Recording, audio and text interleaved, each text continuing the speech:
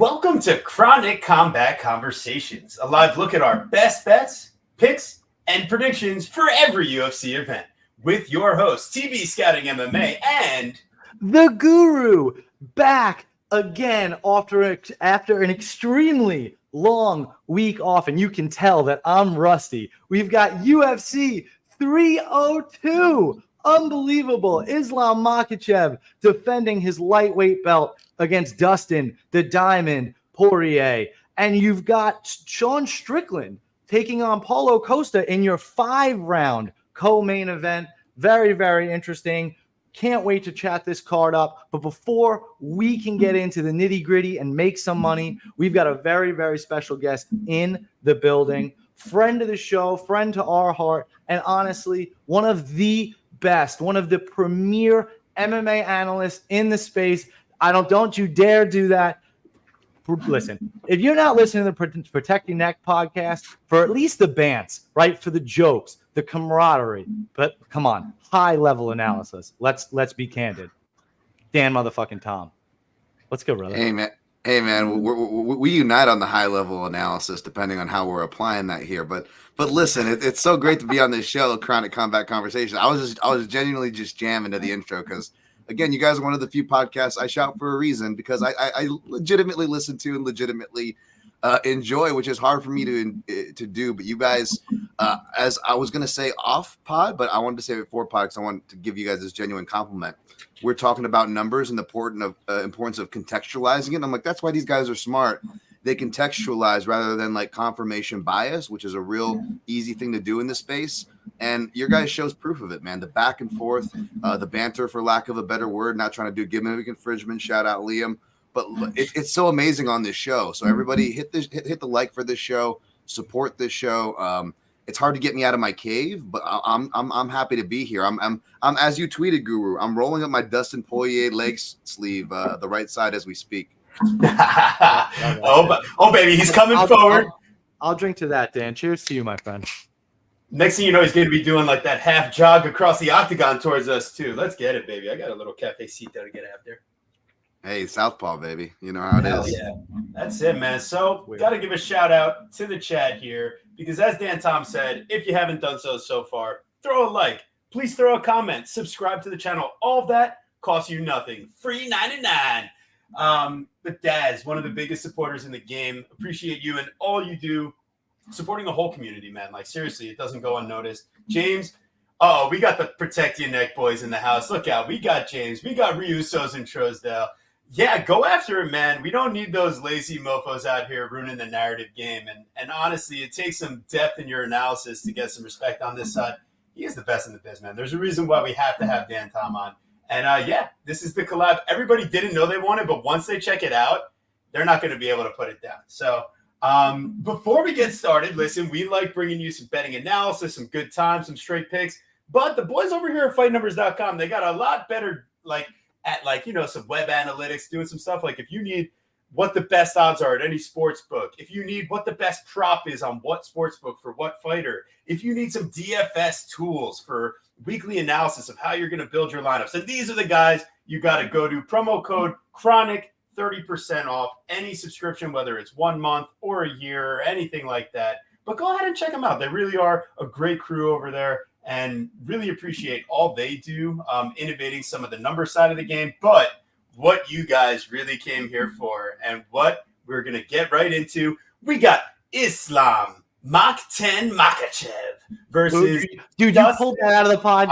You pulled that out. I opened it up because all right, whatever. I didn't know I had access to the slideshow, but then I did. So I pulled it open and I saw Islam Mach 10 Makhachev. I was like, I can't.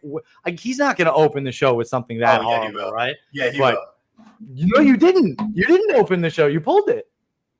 I pulled it from the side because I figured as the champion, like if he didn't have, I was giving him the respect, but he's still getting the goddamn nickname. I'll tell you that. I promise the people they're getting horrible TV nicknames. They're getting them. All right. So Mach 10 out here. How fast does he get it done? That's the real question, right? Speed. But Islam Makhachev. That's the real question. Is it within 10 minutes or is it after 10 minutes? I truly think that's like almost the handicap of the fight. Like that's the fun way to handicap it. Good luck figuring out whether Islam's knocking him out or submitting him. But does he Or- get it done in the first 10 minutes, or does it take a little longer? Well, that is the real question here. And I think, like, to all respect, like, obviously Poirier, high-level boxer. Like, he's got grappling, right? He can use his offensive wrestling when the moment presents itself. He's a well-rounded fighter. He's been there before. He's fought the who's who in the UFC. It's just, like, what if Benoit Saint-Denis didn't have staph infection and he didn't die after 7 minutes, right? Like, what if Benoit Saint-Denis had any semblance of striking? Like, we wouldn't be seeing Dustin Poirier in this matchup, but here we are, right? Like, we made it here. And oh no, Islam, he's got staph. Like, what's up his shin, right? But I mean, the real answer here is, like, Islam, I mean, this guy is as prepared as it gets. He's training out of, one of the highest level gyms you could possibly be out of. Khabib Nurmagomedov taking the time to be his head coach. Maybe not back in the corner. Back in the corner. He said he wasn't going to be for the last one. He's back. And then this guy is out there training at elevation at, like, the Russian Olympic Training Center, like the highest level of Russian athletes go there. And let me tell you a little something about these Russian athletes. There's a reason why they're banned from the Olympics. Okay. Now the other aspect of this thing, I mean, Islam Makhachev, it's just a different level of wrestling, grappling, control. But where he differs from Khabib is it's not just blind front foot pressure in your face, throw the forehead out there and take what comes back at you. Like, ever since that knockout loss, and we've seen some leaps and bounds in the patience and just the overall acumen of striking of Islam Makhachev. He's got the southpaw stance. He can throw kicks to any level. And his combos on counters in the pocket, I mean, he didn't sub Charles Oliveira because he was that much better of a wrestler or grappler. He subbed him because he nearly knocked that dude out on the feet. Then you go and you watch him take on Alexander Volkanovski. The reason he won that first fight wasn't because he was so dominant in the wrestling and grappling. It's because he kept Volkanovski from really getting off on his game in the offensive striking. Like, Volkanovski gets dropped at one point in that first fight. And it leads me to ask the question here. Dustin Poirier, a guy that I've seen up against the octagon cage, just, if Michael Chandler doesn't shoot for a takedown and throws like 5 more strikes, what type of world are we living in, right? Dustin Poirier, like Dan Hooker, he's on the death's doorstep against Dan Hooker. And this is all on the feet against guys that don't necessarily have, like, the highest level of finishing potential at the time Poirier fought them.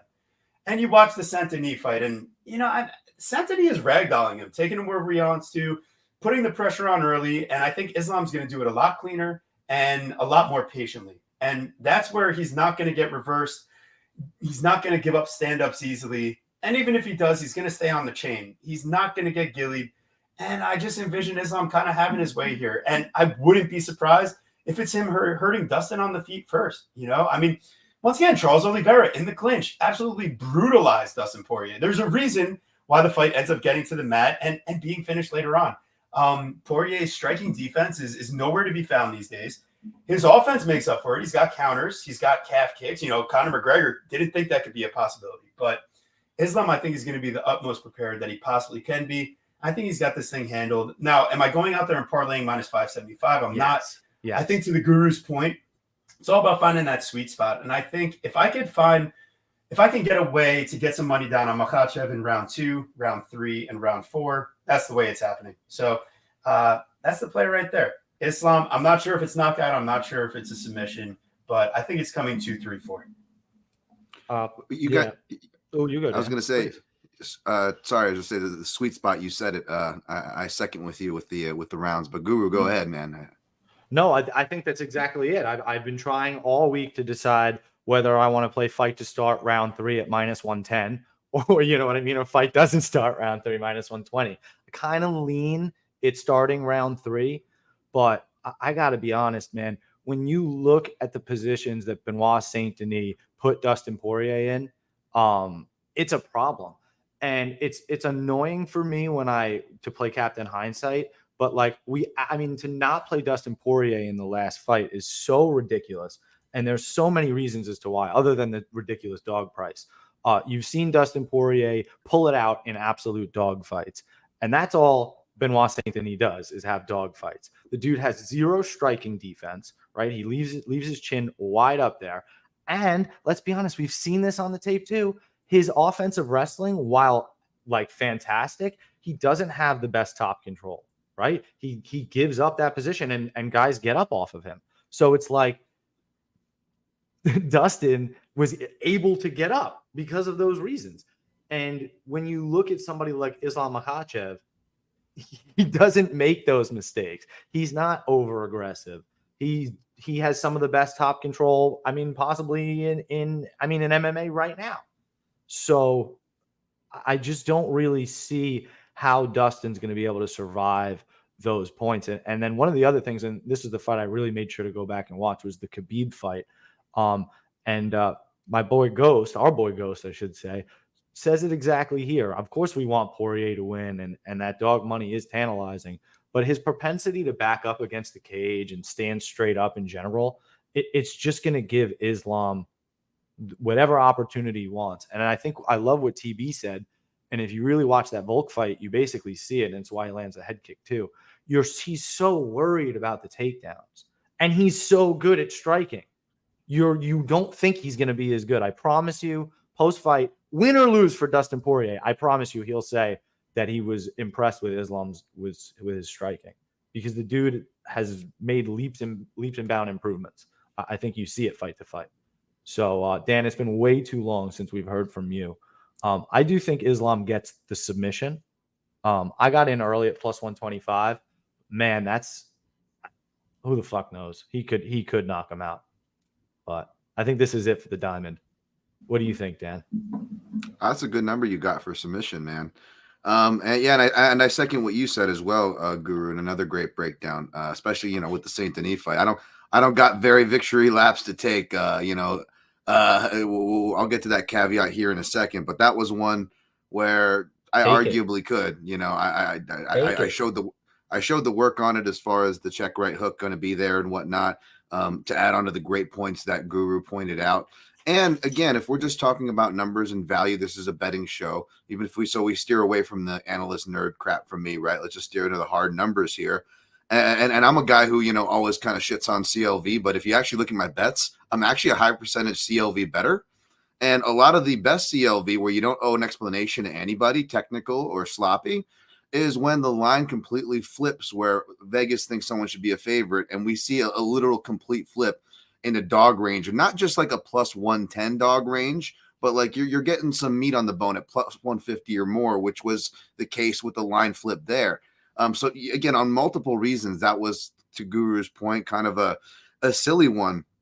And man, I've been silly, and I can't remember why I ended up picking Poirier. I knew it was a dumb pick because I figured Khabib was going to win the whole time.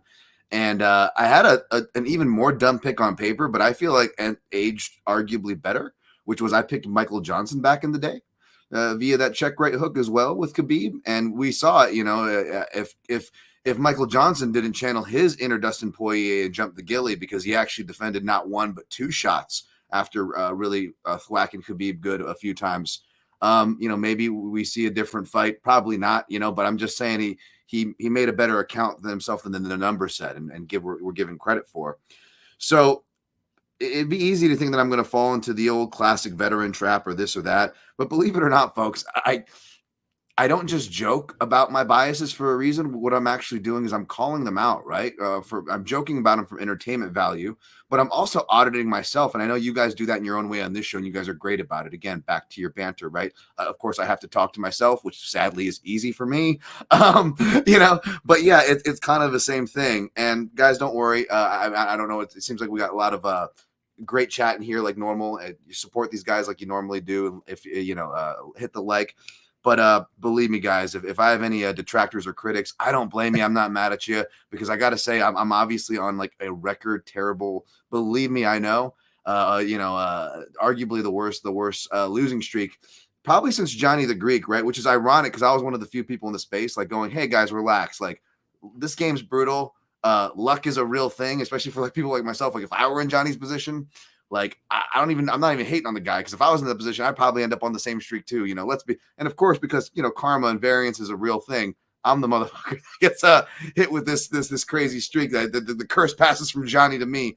So we're breaking it today. Let's go. Yeah. So we're going to try to break it today. But in case you guys are wondering, don't criticize these guys for having me. Instead, just use the analysis to your benefit.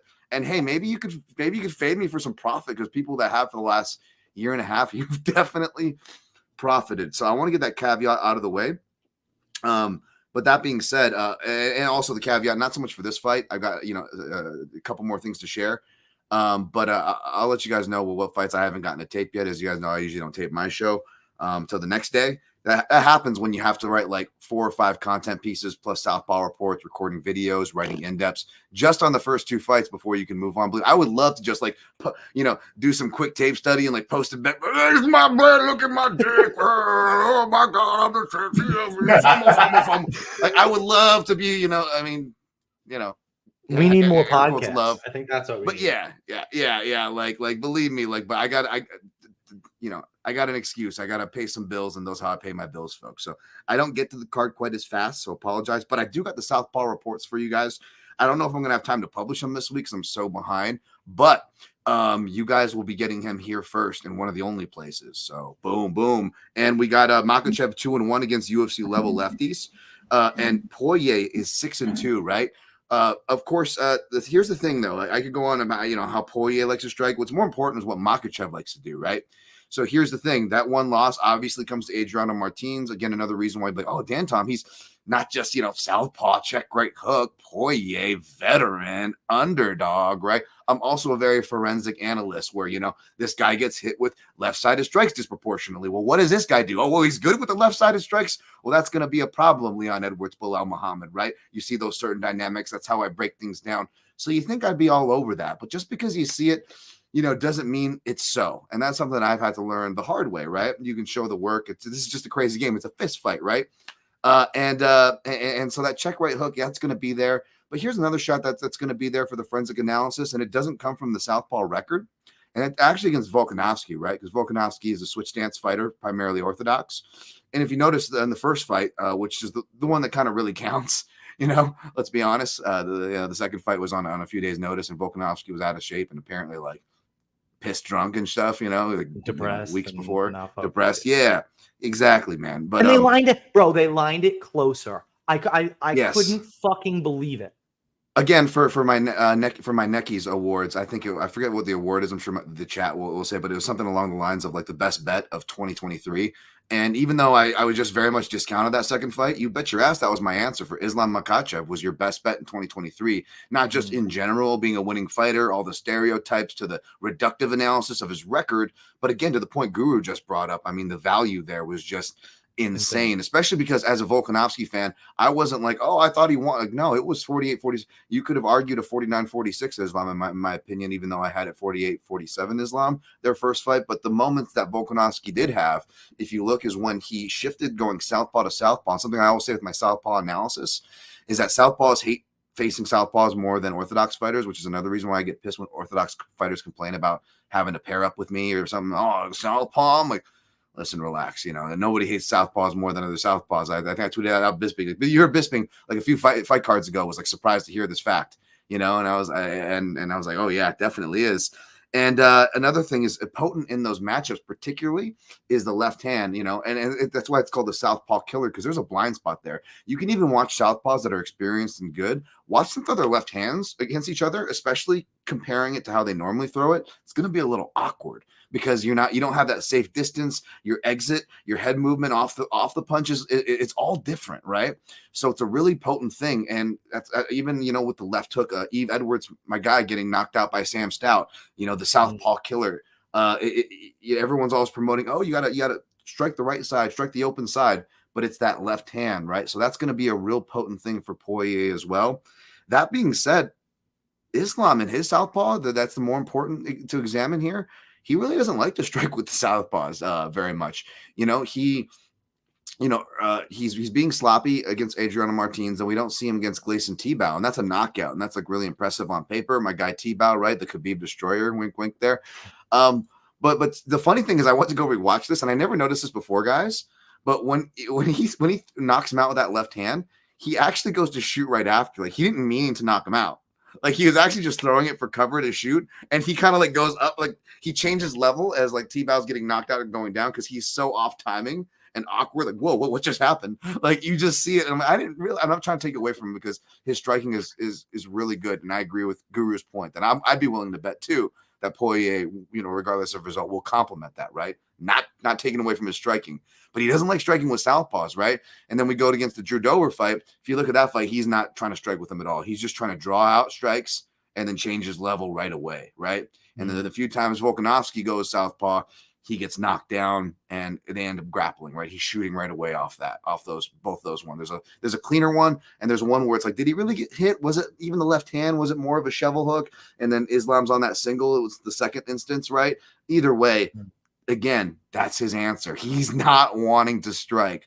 So I'm not going to get too hung up on the Poirier striking success. Obviously, that's his path. Bet him inside the distance. But you guys know me. Why have to, especially when you have shitty books like mine? I'm so envious of you guys. You guys better be in the positive with the round 3 decision prop available to you. My God, if I had that prop, my God. Oh no, my instead, God.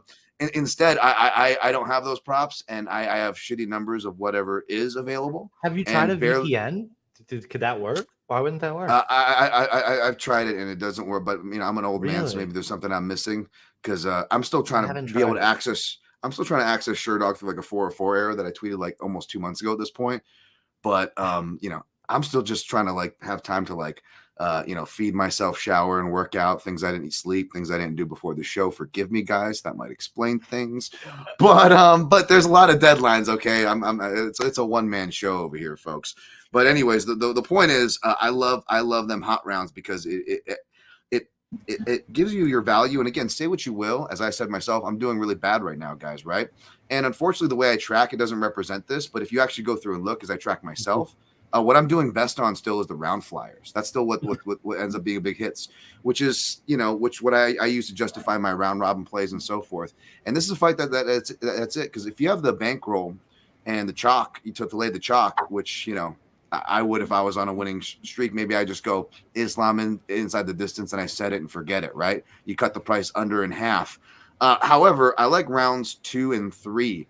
I think that if it goes to 4 and 5, something has gone wrong, right? Something has gone wrong for Islam. He's in a dogfight with Poirier. Poirier is proven in dogfights. He can come back.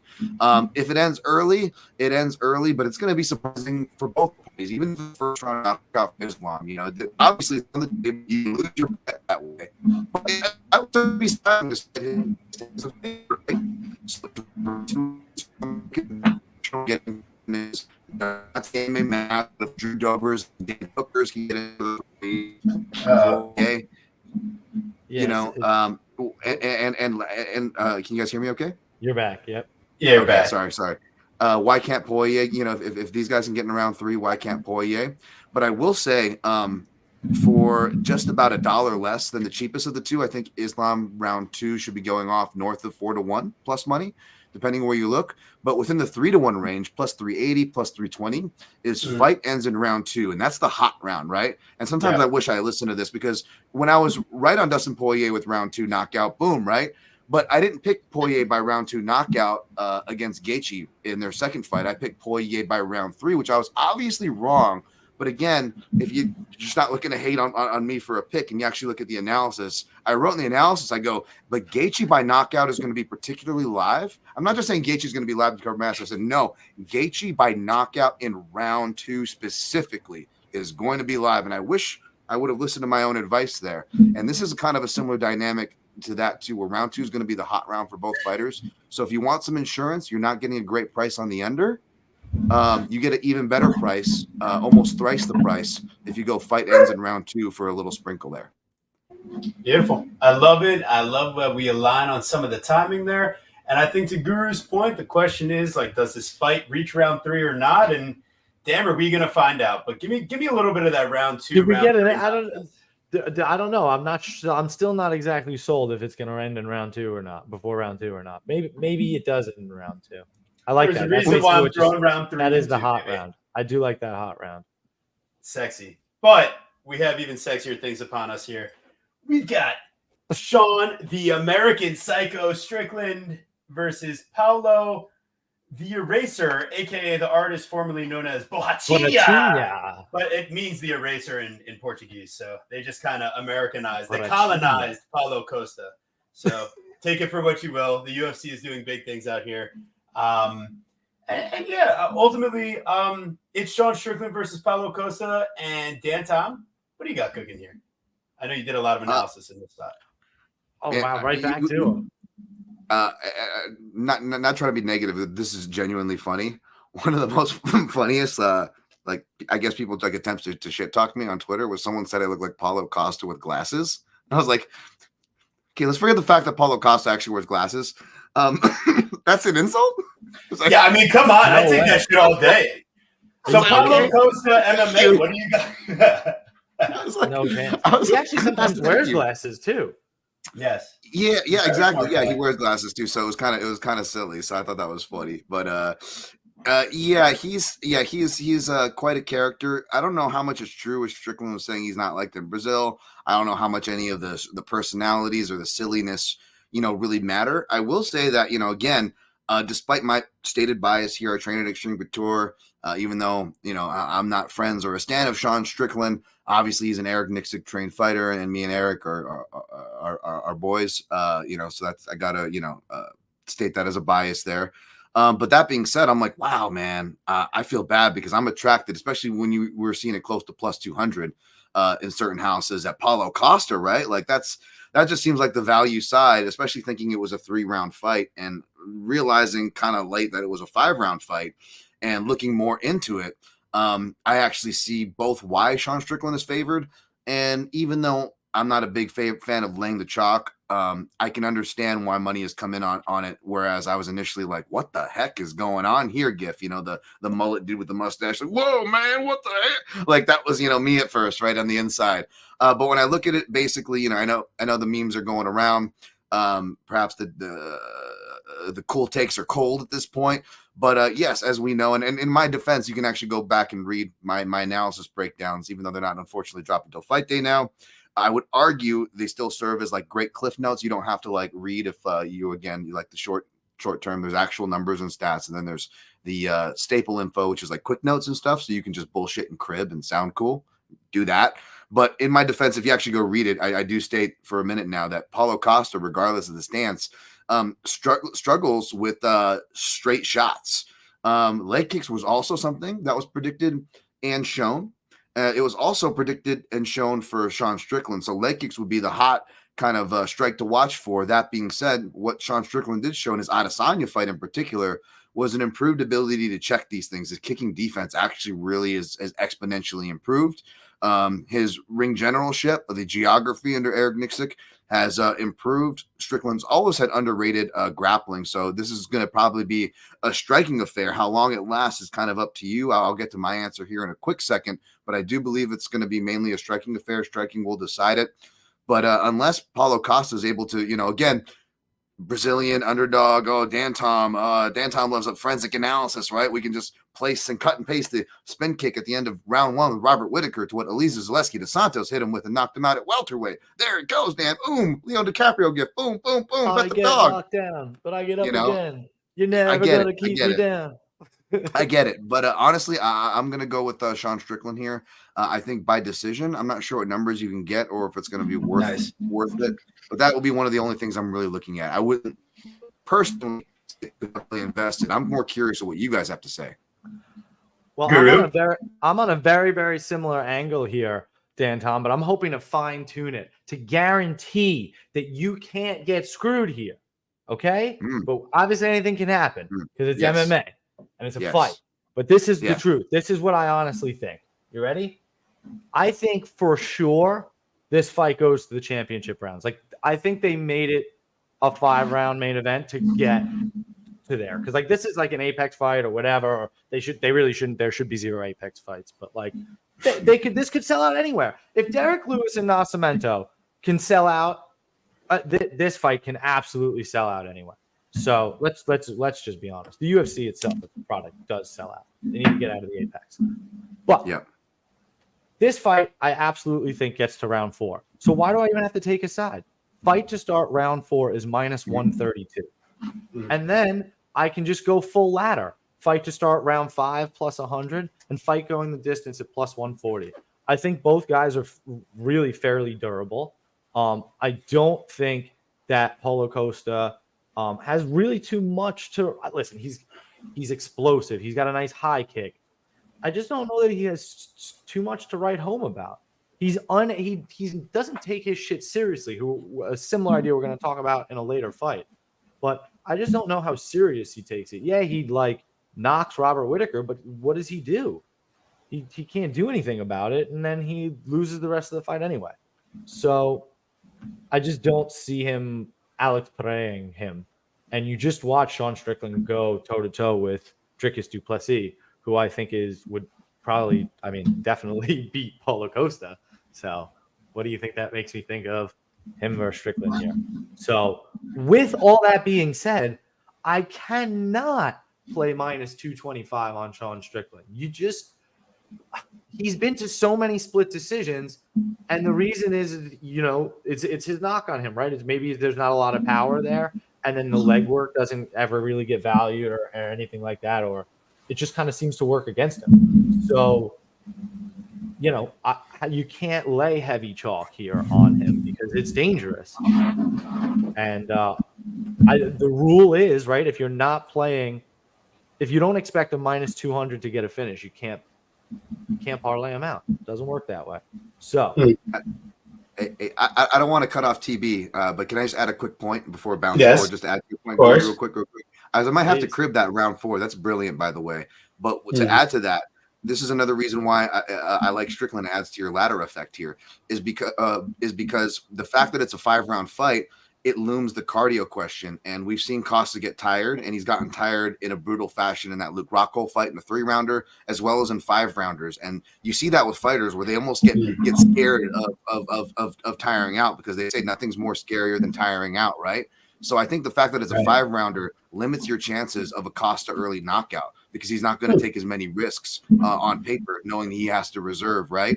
So you ladder it. And then since the price from Sean Strickland minus 175 or plus 175, the fight goes to the decision plus 125, both decision props there. You might as well, kind of like what Guru said, since it goes into splits, instead of playing Sean, you ladder it to decision. And if you really think Sean's going to win it or you think Costa's going to win it, you get fancy and sprinkle small on the split decision prop. Sorry, pass it on. I just wanted to pass that on to you. No, I love that.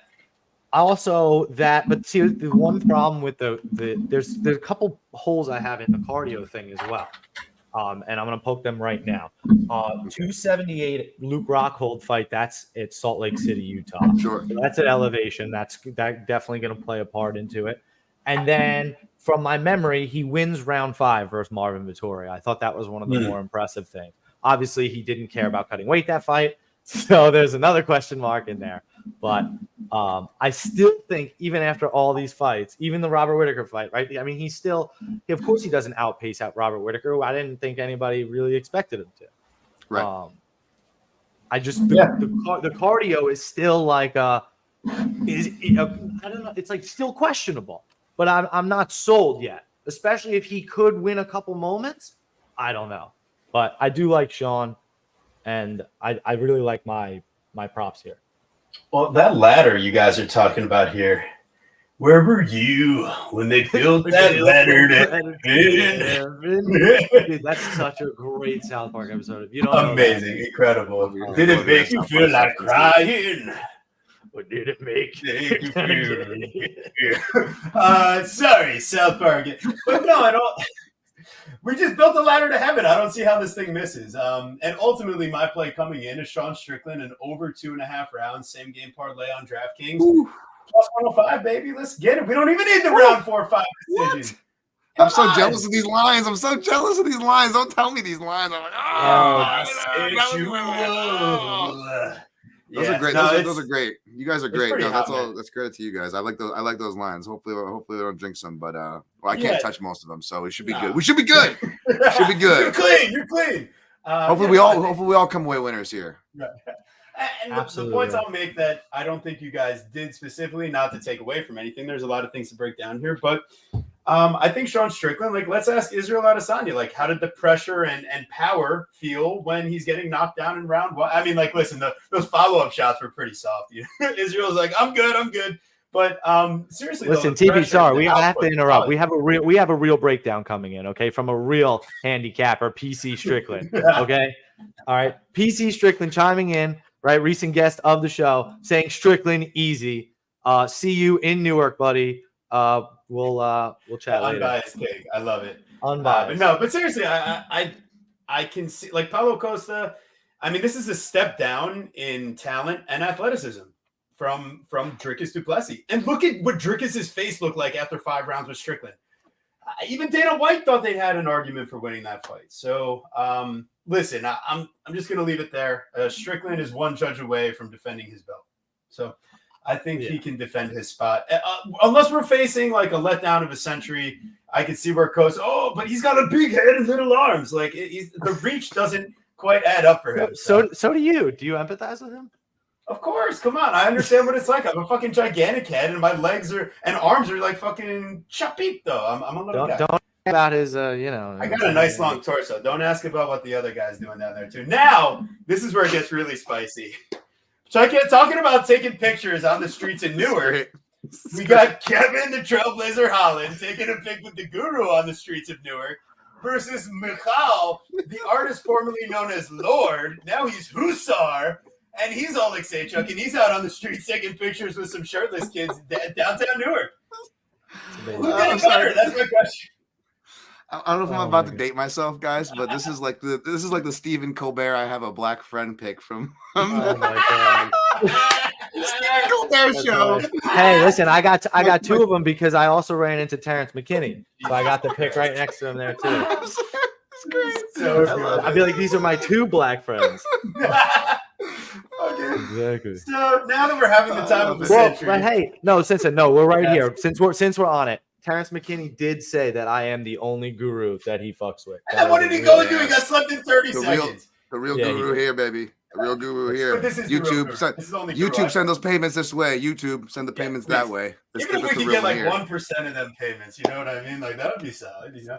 Listen, we have over 500 subs. It's not impossible to donate. You would obviously have a mental illness if you were doing so, but we're not going to say no. You donate to Grandma's couch cushions, right? Let us blow it on some round props. So, what better time can we have? But it's in fucking as soon as we get enough money to put our first round prop in, Dan Tom, you're gonna select it. Oh, God. We're waiting to get enough donations to be able to pull it out. And I'm gonna steal TB's mental illness line when it comes to when I have to start selling myself, which is probably soon here, folks. So I'm gonna write that down. Thank you. Yes. So yeah, here's ultimately the quick breakdown. I mean, clearly seems like a setup type of idea for Kevin Holland. Sorry for taking Michael Venom Page and giving you him at 170. Clearly the faster and better guy. Holland getting to not cut weight here, up at 185 now, taking on a guy that is not really out of a real gym or with a real manager at this point in Oleksiejczuk. Only the Lord knows what Lord is up to. So I got Holland here, and I think it's by any which way and under 1.5. So you don't even need to parlay it, but like if Oleksiejczuk is taking care of business here, like it's going to be fast also. So I think that under 1.5 at plus 120 has some serious interest, and I think Holland could pull off a submission. I think he can knock him out, hurt him to the body. You got to start there because Oleksiejczuk is a tough dude. So Holland, I feel like he could be a parlayable piece because I do expect him to get a finish, but I just like him in inside. I definitely agree with that. I think we can. I'm trying to shave off round 3. I think I'm thinking Kevin Holland round 1, round 2. If you look at Oleksiejczuk throughout his UFC career, I mean, he is. I mean, actually, you could just look at through his entire career. I really should say, he's a round 1 merchant. He has 19 wins, 14 of them by KO. He has 11 round 1 finishes. In the UFC, he has 7 KO wins, all round 1. And he's got 1 decision. And his decision was versus who the fuck was it versus? Don't have it written down here. But it doesn't even matter. My point is that I don't think he's finishing the very durable Kevin Holland in round 1 because he's not Khamzat Chimaev. So even though Kevin Holland plays with his food and, is always having fun and is just really all about the money, this is the UFC tossing him a bone because he is fun and exciting and he does whatever the UFC asks him to. And that does earn favor. So Only caveat here is, of course, this is back up at 185, but Kevin Holland's not facing a wrestler, so who cares? Dan Tom, what do you got?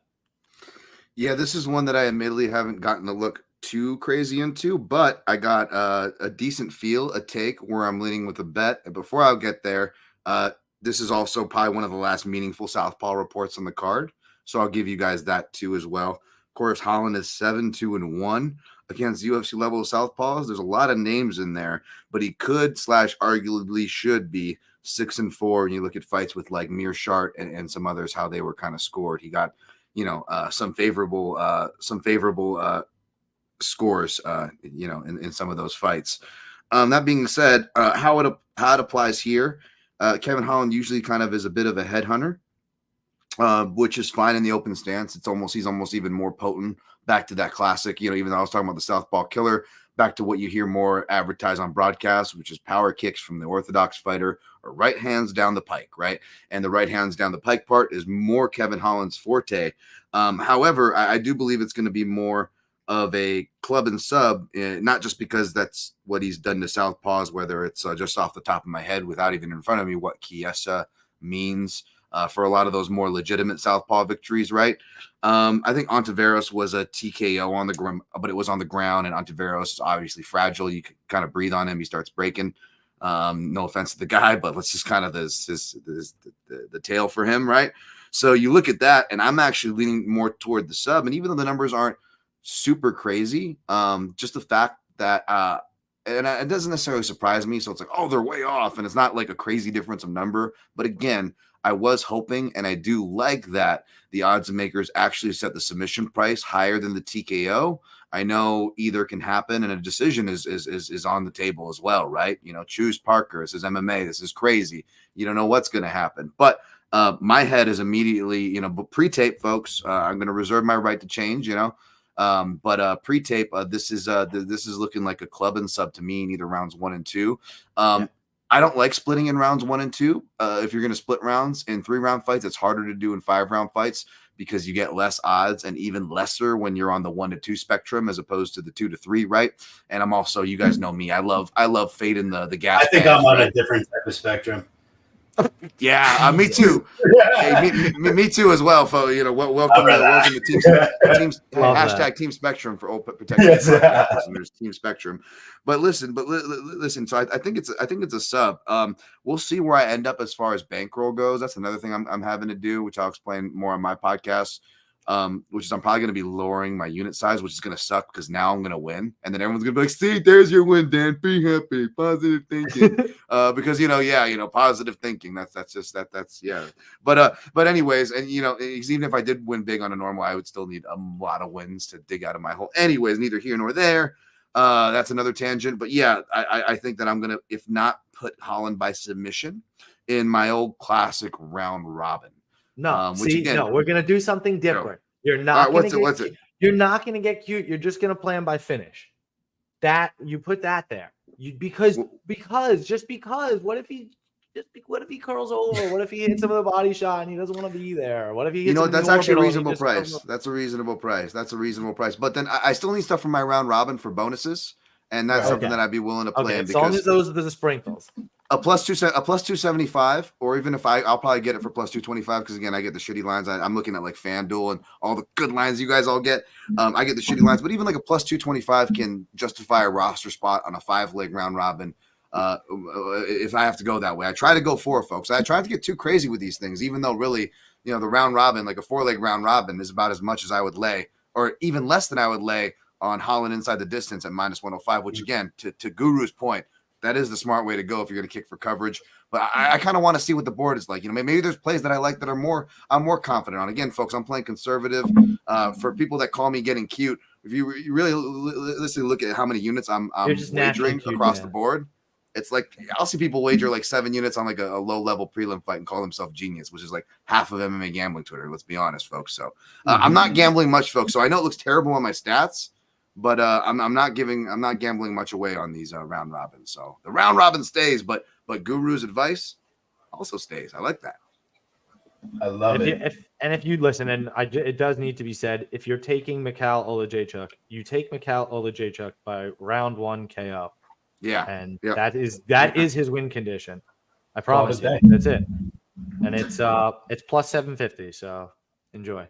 There's I'm been not worse pla- I things am that not- I've done with $5. Yeah, but I'm not doing it. Fair enough.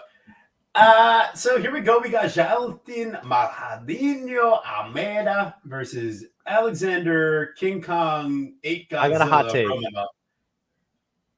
I got a hot take. Yeah. Are you ready? Because listen, the last time I gave out a lock Okay. of the card, it was the worst pick of the entire Nice. universe. So what do you got? So I think Jaltin Almeida is the safest pick on the card. Probably. I feel like you could throw him and Holland together pretty solidly. If Yes. you wanted the most, pretty solidly degenerate parlay. Like they're in the minus 200 range, which means the two of them together are close enough to even money, if not plus money. I've seen worse things in my life. But what I will say here is that, we do live in a world where, say this fight does play out from distance. Like I'm pretty sure Almeida's the better guy there too. Like I think Romanov has no power like that. What the fuck? Oh, exactly. Yeah. He's like all like calf kicks and like really weird strikes. Like He's when they're so from fat. distance. He looks nothing like that picture. That picture. I was gonna say this is not the guy that's showing up on like this is King Kong before he ate Godzilla. We're gonna see the post Godzilla meal when he shows up on the scale tomorrow, Friday, whatever it is. I'm losing track of my week, but yeah, Romanov like he looks in absolutely horrible shape coming into this. He's on short notice. Who was it supposed to be? Someone else fighting Almeida here, and Romanov comes out. It was supposed to be Volkov. That would have been cool. Oh yeah, that would have been a sick fight. And they're like, well, we couldn't make that one happen. So Alexander, how do you feel about finishing out your contract, buddy? The Juan Espino fight just comes back to me. We're seeing a really credentialed wrestler and grappler have success taking down and doing well against Romanov. Now, if Almeida can just avoid touching his ball sack, then we're probably in a good spot as this fight goes on. I think Almeida KO. I think Romanov, he's going to cover up. He should be able to fight submissions enough. And I think Almeida does like a nice job with some ground and pound. And I envision it happening that way. And it really is just Jaltin inside. It should be a finish either way. And a minus 258, you're probably going to be able to get a playable number on that, or you can put him with Holland. I just think Almeida, like, he's not going to have a problem taking down the bigger guy. Like we saw him do with Lewis. We saw him take down and handle Blades, round one. I don't think Romanov is coming out after a round one of being wrestled and dominated to show that he still wants to be there. So Almeida and easy. I think Guru's right. We're going to see some ass. What do you got, Dan? What do you got cooking? I was just sharing my Mahadinho emoji in the chat. I don't know what Mahadinho means. It sounds big. That's all I know. The question is, though, is Mahadinho bigger than Romanov's King Kong? Oh, we're getting very phallic out here. Listen, we're talking about the Jailman here. And, of course, the Jailman, you guys know I'm a big fan of Jailman. You got Pepe Silva. The Jailman heading me off at the pass, Pepe. Pepe heading off at the pass, Pepe. That's what I'm going to call him. What's up, Pepe? Listen, he's heading me off at the pass. I'm absolutely all about the ground. It's not ground and pound. It's pound town when we're talking about Jailman. Oh, baby. All right, it's jail cell jujitsu, baby. All right, the jail. With the whole new meaning to the jailhouse blues. The jailhouse black and blues. Oh, Jay, talking about blue balls. Because I think he's going to get a release, right? But the release is how, right? We're choosing Parker submission, TKO. I had a friend of mine reach out and goes, "Is it a trap line? Is it a trap line? Jailman by submission?" I said, "It is," because I know he's doing the BS thing where he's sharing all the striking footage in a lot of his training. And I haven't run the full comb on this fight, but I've got a pretty good feel where I'm going with this one, folks. And, you're like, oh, he's just doing the classic thing where it's like, oh, he's like doing the thing where the bad grappler who gets submitted, they take the IG photo with wrestling shoes. They're like, time to get back at it. Time to embrace the grind. You're like, oh, he's just doing that move, right? And yeah, okay, I agree. There's probably a lot of that. But listen, Jailman does know how to go to Pound Town, as he's called Jailman for a reason, right?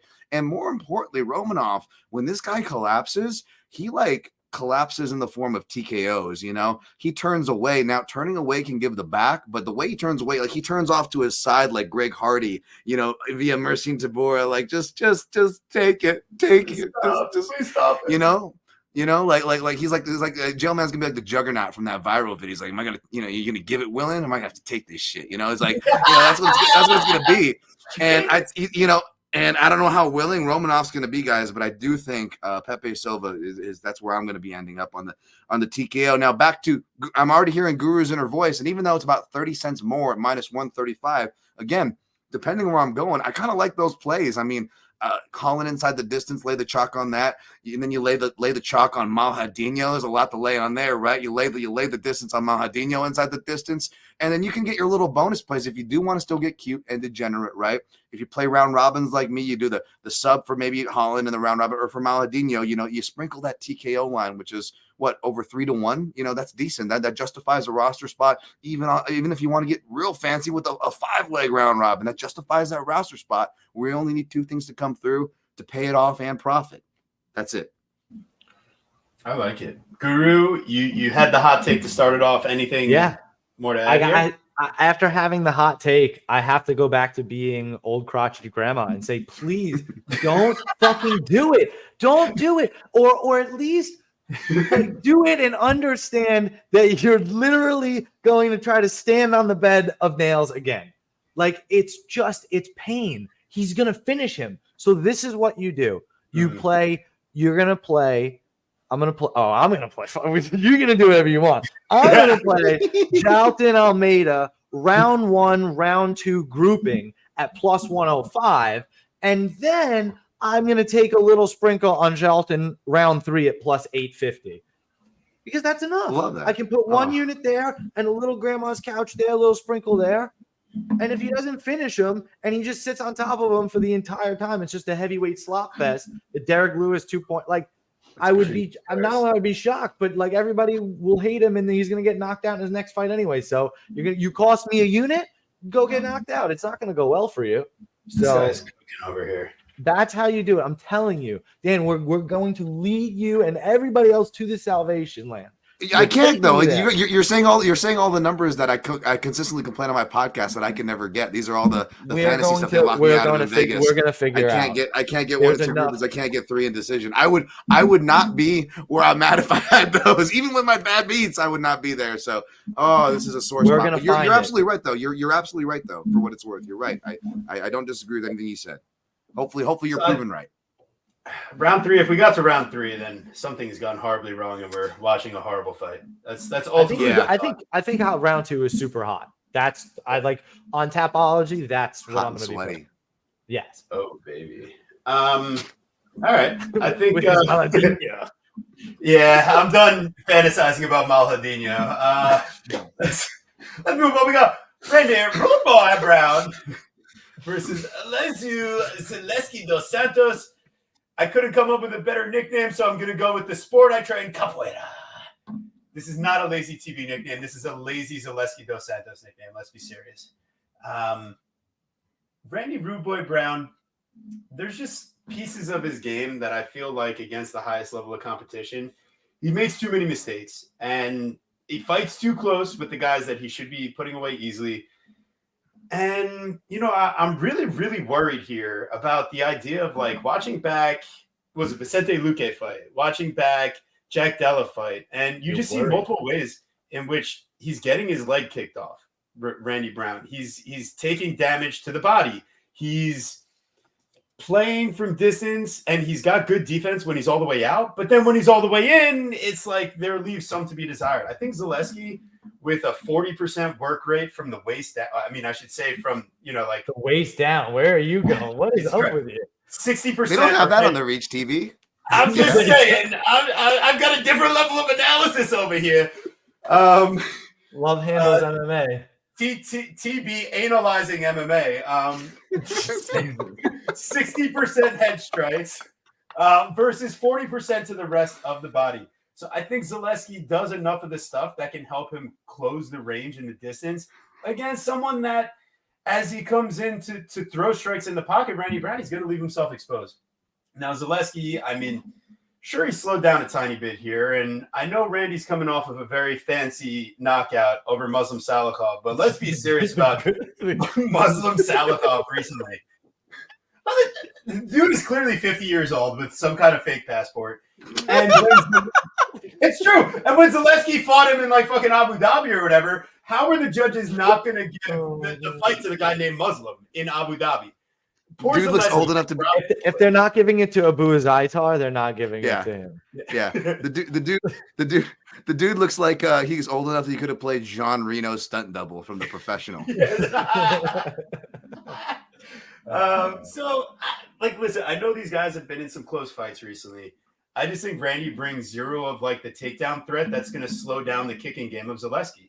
I think the boxing of Randy and he's got some speed and he's got a little bit of pop. Like if he lands on the button the right way, but I mean, this guy is someone that's been finished 4 out of his 5 losses in the UFC. And I know Zaleski hasn't quite finished anybody in a while, but ask Renat Fakhretdinov how that was going for him. You know what I mean? Like, I'm not sure Randy has quite the same level of want to be there when things start going wrong. And it's just the truth. Like, I don't trust his chin. I don't know if it's about want. I don't think he has durability.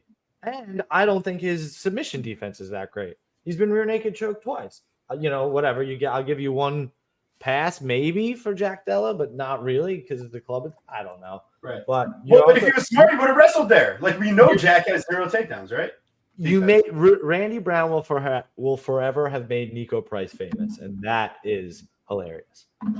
It is. So basically, I mean, like I don't trust Randy Brown overall, but what I could see is this, and this is the Guru special. So Guru, what was your play before I go and fuck it up? Listen, I think the fight's gonna go the distance. And what was your specific play? Well, all right. I'm sorry. The grandma's couch cushion. I think you do have to go with there is the fight to be a split or majority decision, because I mean you look at Zaleski's last few fights, they've been split decisions. He just had a draw, and even Randy Brown had one just recently with Chaos Williams, and all Randy Brown ever does is go to decision. He's a decisionator at heart. They're basically, we were just talking earlier about numbers and stats. They're right here. These guys are extremely similar when you look at these stats. So while you kind of want to lean Randy Brown for the immeasurables being, him being younger, him being, a little faster, whatever, he's fairly fraudulent. Like, I don't trust him at fucking all. I don't even think I'd be playing him if he was a dog. So I'm taking Zaleski to Santos, but again, like I'm just not super convinced. Zaleski's going to need some damage. He's going to need some cardio. And when you look at his last 2 fights, being with Renat and Abubakar, he gets dropped in round 1. Both of those fights pretty flush. I don't necessarily think Randy Brown is going to make much of it. But hey, he did just come off a round 1 knockout. So you want to take a little sprinkle on that, go right ahead. I think it's absolutely dog or pass. Like, you're crazy. And don't lay heavy money on this fight. I think it goes the distance. What's fight goes the distance just in general? Over 2.5 and minus 135 here. Minus 135. So let me see. Fight going the distance is I can get minus 134 on FanDuel. I don't really like that. Yeah. I mean, it's close. I think ultimately my pick is going to be Brown by decision, but I'm off of playing because like I might consider something sub minus 200 for a straight play sometimes. Post USADA era. And this dude and DeSantos is absolutely more dangerous. He just is. He's more fully faceted striker, and he's way more dangerous. I'm just not taking Randy Brown. You know what I mean? He's one of those, no disrespect to him, I would love to smoke a joint with a Jamaican ass or, grab a beer or whatever. But nah, man, like he's a Jared Gooden type to me. Like I'm fading you all the way. So sorry. Did you say flaccid striker, or do I still have Malhadinho in my head? Sorry. I'm sorry, guys. Now I don't even remember what I said. Now I don't even know what I said. I'm sorry. I try not to pollute the show in one way. I polluted it in another. Look at that. Look at how it goes here. Sorry, I didn't mean to steal the thunder. But can I jump in on this fight? Go for it. This is your turn. Oh, it is? Okay. Well, I completely agree with the dog or pass one. Now, this one, again, I haven't gotten to run through the comb, but because it is on the main card, and that's what I'm paid to do, rest assured this is one you can actually count on me doing. That being said, I can kind of give you the feel right now for it being dog or pass because Randy Brown, which I feel bad for saying that, he's not like Charles Johnson where he's on my no bet list because there's always, even though he does have a bit of the Charles Johnson reasoning where it's always weird fights, but more toward the Kevin Holland, which I feel bad for because this is one of the few times where I actually feel like betting him because I just feel like it's pretty, it's a pretty true 2 outcome fight as far as that matchup goes. And usually I'm saying this about Holland when it's welterweight Holland and, we're getting minus 400 and minus 500, like literally double the line where you have to really start thinking about what the heck you're doing, trying to play that kind of a favorite. That's where I say stay away, but I actually kind of rate Randy Brown the same, even though it's not quite that high of a line for Rude Boy, minus 180 on the screen here. He's not a guy I really trust. Like you look at the way he fights. I was just talking about this with my breakdown on the Chaos Williams fights the last card ago, right? Like you look at where the Chaos Williams has his moments. It's because Randy Brown does those dipping things where he kind of doesn't need to. Like back to, why you got to be careful about reach because even fighters, do they use their reach? Do they even throw the jab? Sadly in 2024, not every fighter still throws their jab for whatever godly reason. And okay, Randy Brown is not just long, but he's one of them. But even then, what does he do? He jabs and he does that hard boxer dip for no reason, putting himself in the kicking range or even punching range on a more, not that he's short or stout by any means, Chaos Williams, but in comparison to Brown, a guy who was at a disadvantage, he gained that advantage multiple times in the fight, right? And that was really dangerous. Now, Brown's an opportunistic submission guy, both on his back in standing positions. We could see like a club and sub back to the, what kind of hay could he make with that trend that you guys cited of Zaleski getting dropped. And that for me takes away the fun of being a guy who likes to get cute with the props, right? Because it's like now not only do you have to choose Parker, is he going to club him? Is he going to sub him? But the decision is well on the table because he can kind of fight underwhelming and close, like you guys mentioned, and I agree with too, right? It turns me off completely from the Randy Brown side, even if you end up picking him. For me, it's probably going to be a classic Dan Tom testing. Is there any juice left in the Homer Simpson gift that I retweeted John Nash thing in where he's trying to throw away the old sandwich? That's me with the old Brazilian fighters, like there's still something left. Or I give up at the wrong time, like with Aldo or something stupid like that. You know what I'm saying? So this will be probably a classic Dan Tom where maybe at the most, I do a unit is one of the only, it ends up being the only dog I like, let's just say, then yeah, maybe I throw a unit on Zaleski to Santos.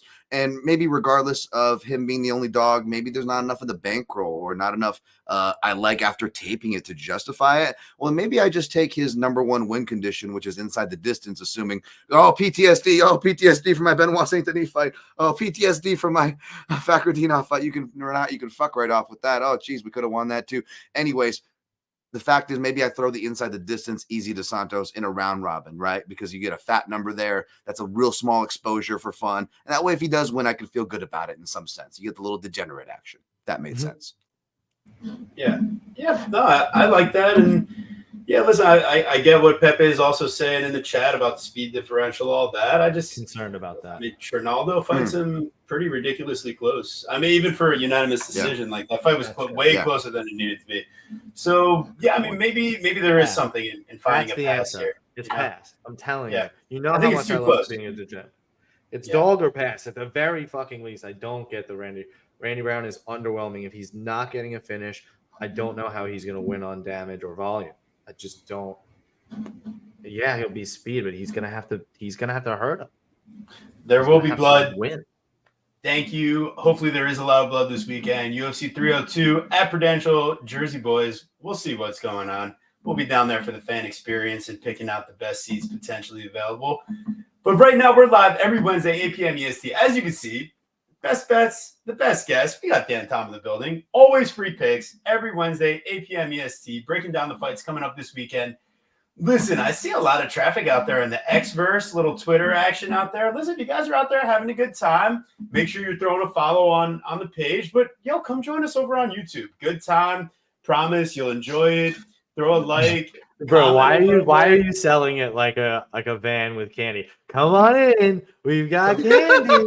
There's a box of puppies back here. Maybe I'm still thinking the about water's warm.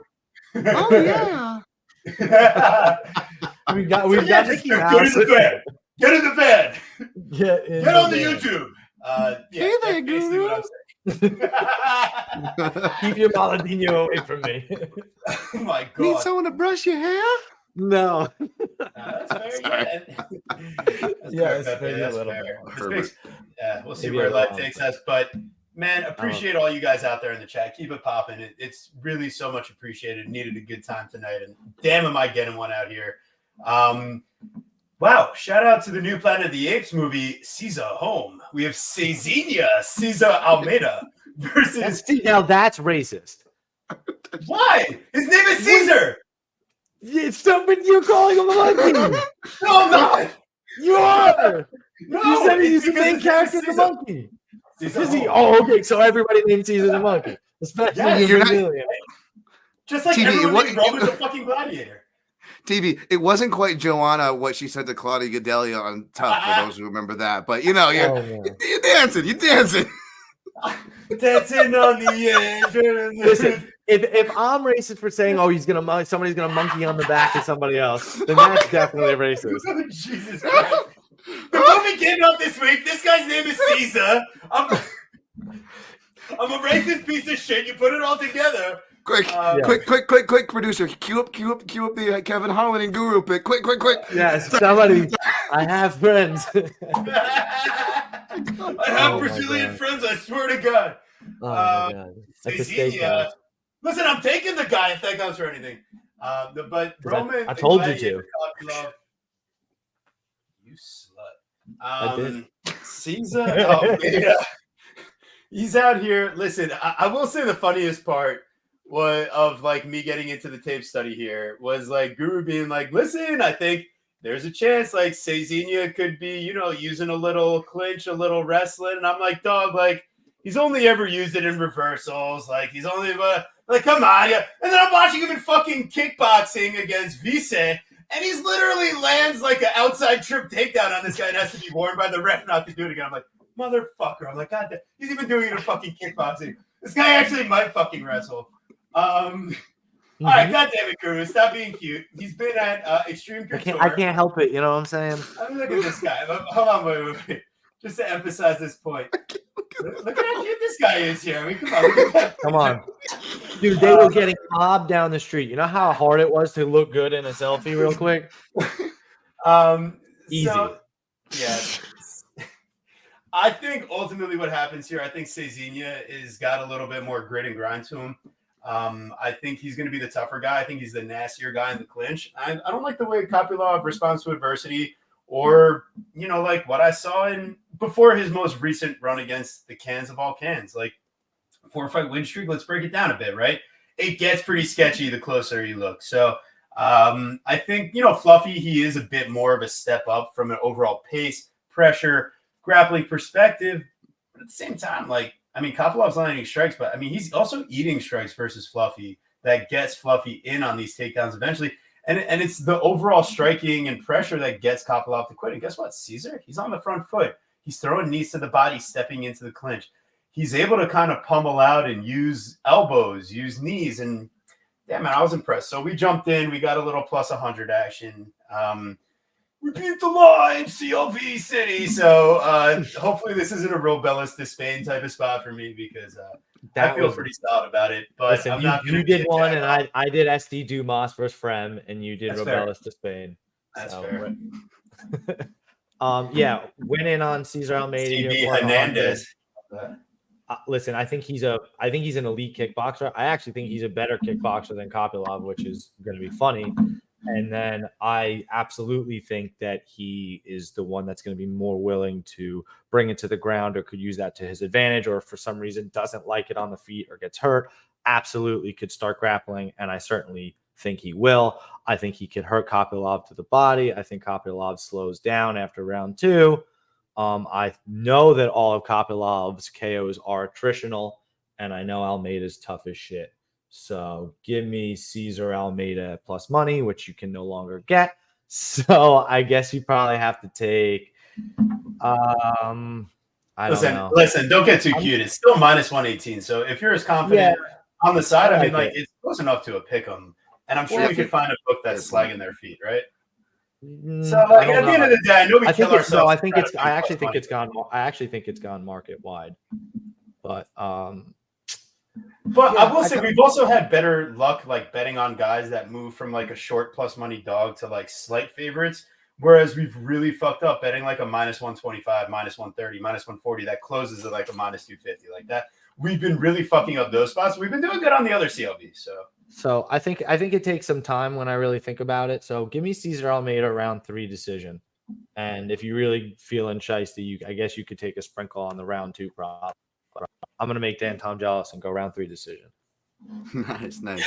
I like that. Great point. I always try to remind myself that as well, TB, as far as like +110 to -110 range, or even this when you're talking about -1 +120 to now he flipped to -120. That's a complete flip to where technically you don't have to justify yourself if you wanted to go the Kopylov side. You could say you're on the right side of value going into it, right? But how much value is it really?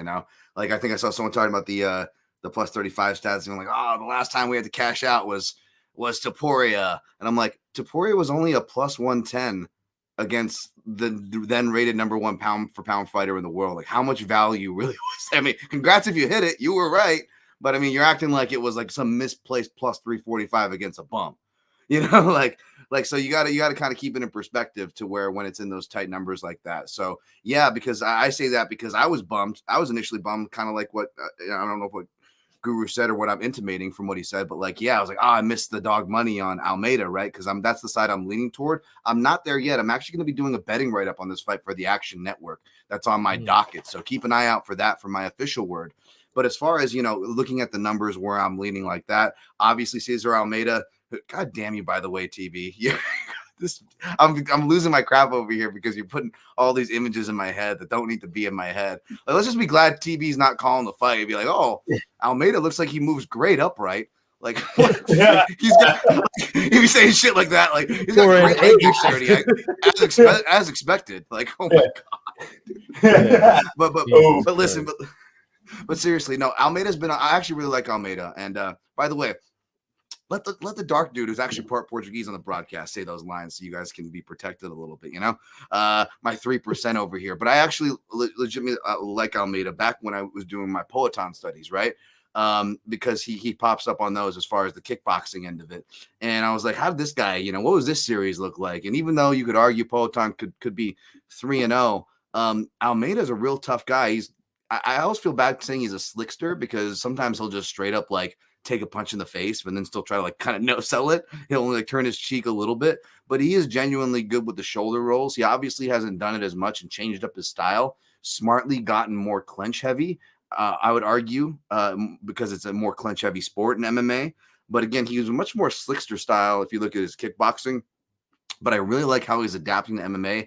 He's really making it work. And then the fact that he's in camp, peaking with guys like Deshaun Strickland's as well at Extreme Couture. Obviously, I'm biased there. But yeah, that definitely doesn't hurt. We've seen a lot of Brazilians, whether it's the late career win that, from Rafael Assunção, or guys that came up with Rafael Assunção who are younger from the Nova and Yao camp, actually, who was on my prospect list, Matias Camillo, doing really well. And again, in other words, Brazilians from all levels who have been moving to Extreme Couture stateside, not so coincidentally, are filling out the holes in their games, especially ones that you think they would need on paper.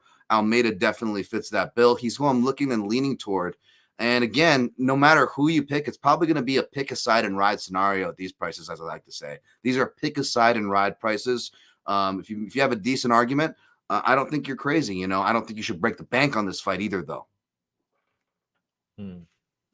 Yeah, I think that makes sense. It's certainly not maxed out on my end here. A comfortable couple units to spare, and I think especially cashing at the plus money, it was one of those spots where on the card I feel like there's a lot of chalk to go around, and some fights where I wasn't necessarily so confident. I think Kopylov is just going to be susceptible to some of the kicking game, and like you talked about, Guru, a little bit of that wrestling.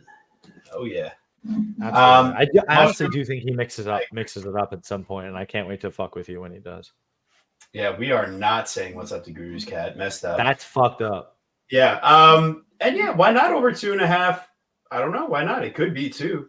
I mean, we could see a little fight goes. I said round 3 decision. So nicely done. How about fight to start round 3? If I can get a good number on that too.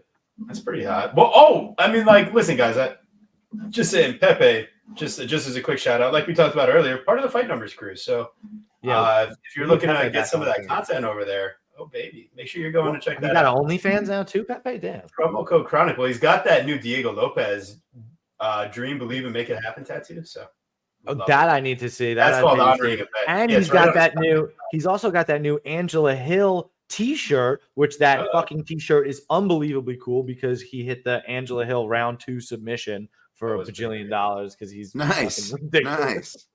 He is a sick. So enjoy that T-shirt. Roman Gladiator is going down in my books.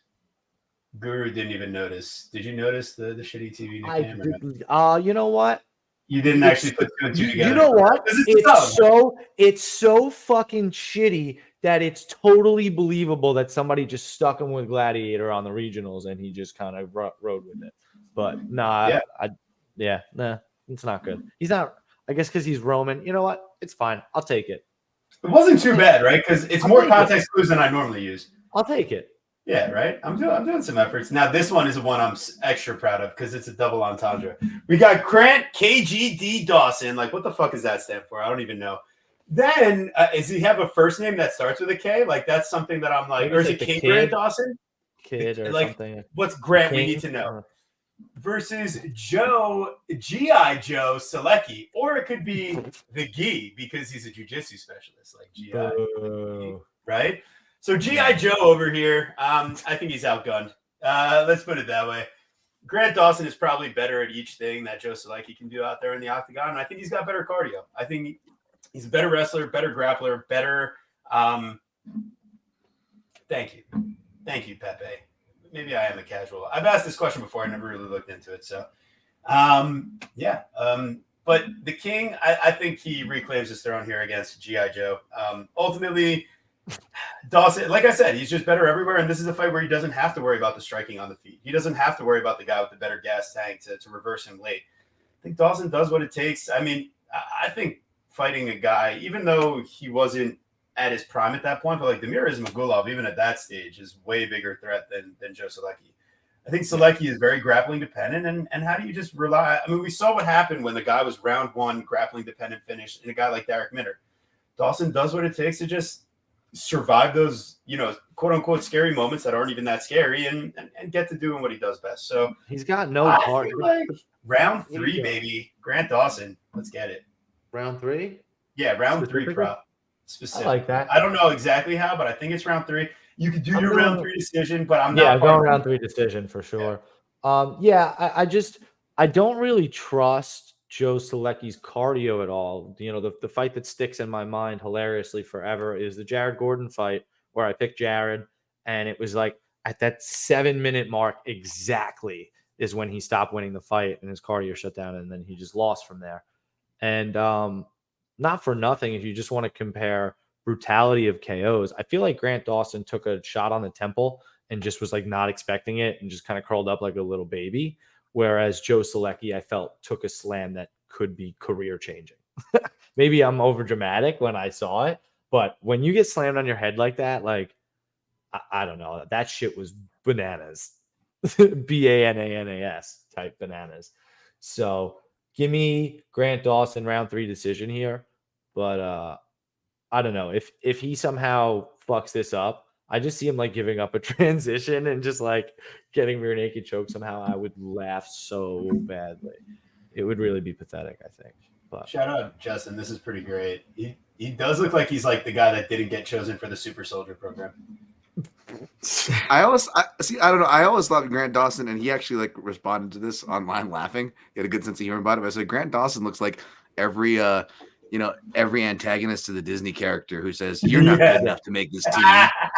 Like, whether it's like a lacrosse team or some shit, like he's that preppy, like you don't belong here. He's that guy. It's my dad's country. You're not one of us. I went to Come on, guys. Yeah, like you guys know what I'm saying? Like he's that character, like absolutely. All right, Dan, what are you cooking up here from a play perspective? You got anything on this one? So I don't know if I'll get to this one, but you guys already nailed it. That's you guys are seeing me cringe. I'm getting like PTSD every time you say round 3 decision. I'm like, I wish I had. Because it feels like this is another perfect spot though, where it feels like free money from a matchup perspective and from a value perspective. Without even looking at the line, I can tell you it's a whole hell of a lot better than the -410 price tag on Dawson, right? which is an inflated one as well as an unsexy one. But I get it. People have been pumping this fight for over a week now because it's an easy one where you don't have to really get too deep into the weeds on tape, I'm guessing, because I haven't, and I can be like, okay, the knockout threat is gone. Even though, I'm a big Kenny Florian fan, and Joe Zaleski is doing his best to be the second coming over there. He's not well-rounded like Kenny. He's not going to slice him and dice him, much less any kind of knockout threat for Grant Dawson like we saw with Bobby King Green, who is underrated and criminally underrated. So for people thinking maybe that was fluky or not, like no, Green is really underrated. Usually has been. So yeah, I like Dawson. I think that without even looking at the price, that feels like it's the way to go. I'm a round 3 guy, but not only do I think I'll find better things for my round robin, I also like me some like at least 1,000. Usually it's plus 1,100, plus 1,200. I've kind of lowered my limits realistically to 1,000, especially because these books have been getting sharper on the round props. Right? They've been nerfing them all the way down to like plus 700 or 800 in some instances, right? Like Julio Arce and other guys I may have cashed on recently, but you guys know the dynamic I'm talking about. So I don't know if the plus 900 that I'm only seeing listed in one house is sexy enough. I say go with the round 3 decision. Plus 900 is what we got here on FanDuel, and that's usually our best house. So yeah, usually it is. Yeah, you're right. You know, I will say something though. Like at the end of the day, say something, TB. If you were talking to someone, you're like, "Yo, I got a plus 900." Are they going to be like, "Oh, that's normally plus 1,400. I wouldn't touch that plus 9." Like sometimes I feel like we're a bit too much of like elitists when it comes to lines. Like, dog, it's still gigantic plus money. It's just about the probability you think it's going to happen. Yeah, but like, I agree. I agree. Probability because he's done it so many times. So yeah, of course the book is going to reflect that. We're still getting nice price, right? No, to that point, I agree. I agree. Yeah, I agree. I will say here's the differentiator though. The reason why I was less turned off by this than I was, or I'm more turned off by this than I was with like an Arce plus 450 or whatever on those dynamics where you got the fader, right? And this and that. It's because that's more of a sure shot. And to the book's credit, even though we're upset that they nerf it for a reason because they understand that stylistic dynamic as well. Whereas this one, it's not as sure of a shot, right? We're kind of, it makes sense. We could justify it, but it's not like Zaleski is like a traditional round 1 gas bag or something. We're hoping he pulls into round 3 and survives that long for the value. It's not as sure of a shot, and the odds rightfully reflect that. So when it's more no man's zone, I don't know. I find myself getting a little picky. You're really gonna, if I'm gonna have to reach, you're really gonna have to really tempt that reach. You know, if that makes sense. But you're not wrong with what you're saying. Appreciate that. But we move along. We've got the Fresh Prince, Phil Rowe versus the Celtic Kid, Jake Matthews. A tale of 2 disappointments, I would say. I feel like Phil Rowe should be doing better with the lineup of people that he's gotten to fight. Like the fact that, I mean, like every time he's like finished a guy, I feel like it's been like significantly later than like someone that's actually good would have done it. Like, I'm sorry, Nico Price round 3 after getting dropped yourself and waiting for the guy to gas himself out. Like most other guys, like the notably heavily handed Robbie Lawler are finishing this guy round 1, right? Then you go and it's like, okay, Jason Witt, round 2 knockout? Dude, what were you doing round 1? All you have to do is touch him once. That's it. Like you only have one job to do. Orion Kosi takes him to round 2. Leon Shabazian, he's losing the whole fight on Contender Series. Neil Magny, they do the Spider-Man thing where they're pointing in the mirror to each other.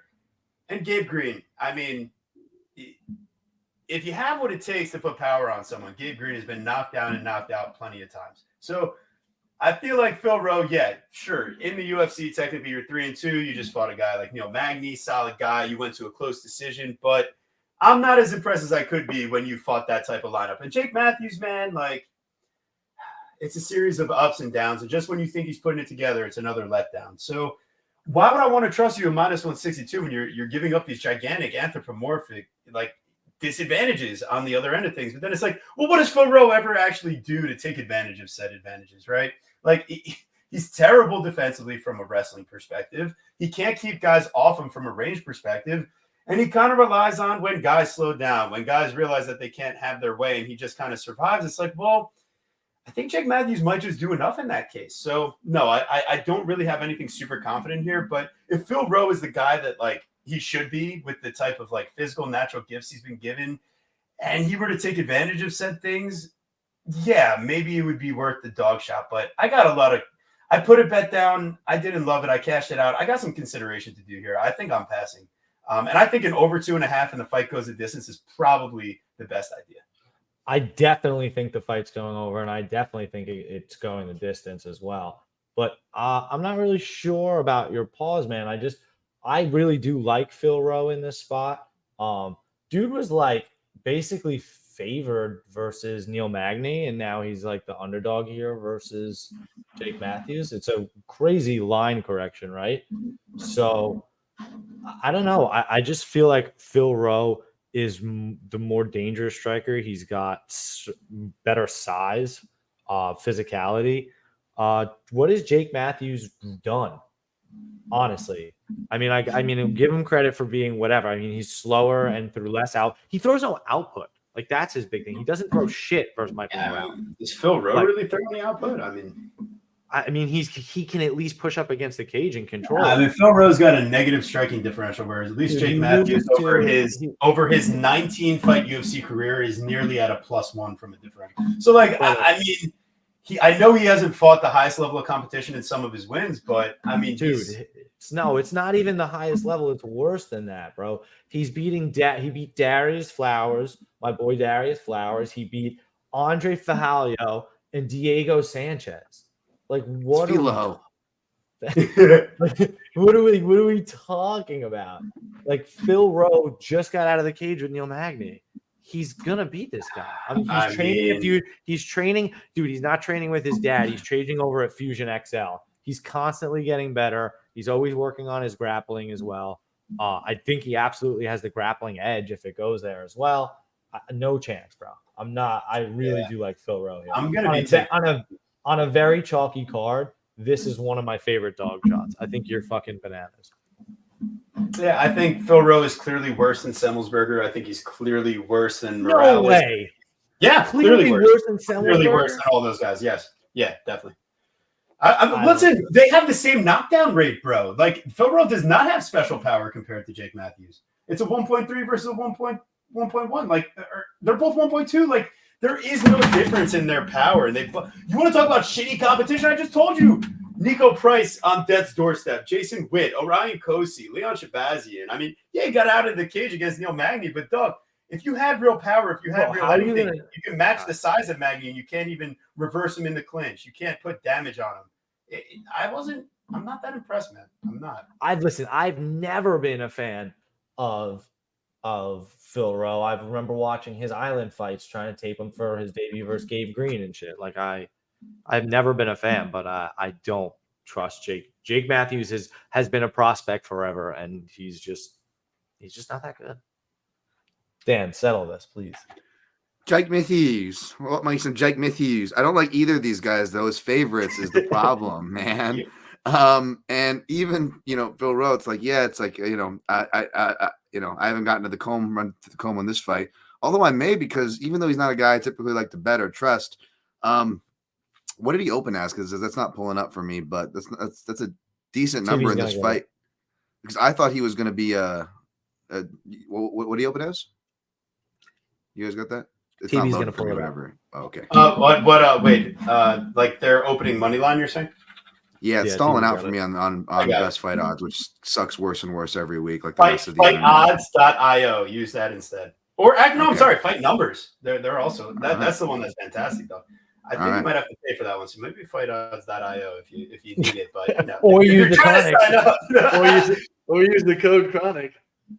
30%. But so the opening line, you want the bet online. Jake Matthews open -170. If you want like a DraftKings opener, which is kind of after the market settled a little bit, it was -166. So a little bit of money came out of it. All it's done is return back to opener. And I'm not getting spooked on that. Like I do think Phil Rowe, like if you think it's going the distance, I still think Phil Rowe's going to land the harder shots, and he's going to have a more chance to control in the clinch. Phil Rowe is 0-3 in his career when fights go the distance. Hey, maybe since I'm cutting my things like in half, not Malhadinho things, my unit sizes in half, I think that maybe I will have room to play two dogs if I end up, like, let's just say, liking both easy to Santos, which anybody on Brown is like, yeah, thank God the fade is in. Yes. Classic, walk into the classic trap, Dan, do it, and they will be old. Forget your forensic left-sided strikes that appear in the matchup. But listen, for this one, I don't have any of that forensics, except to say that the submission line, regardless, I think is worth a sprinkle on it. Plus 700 club.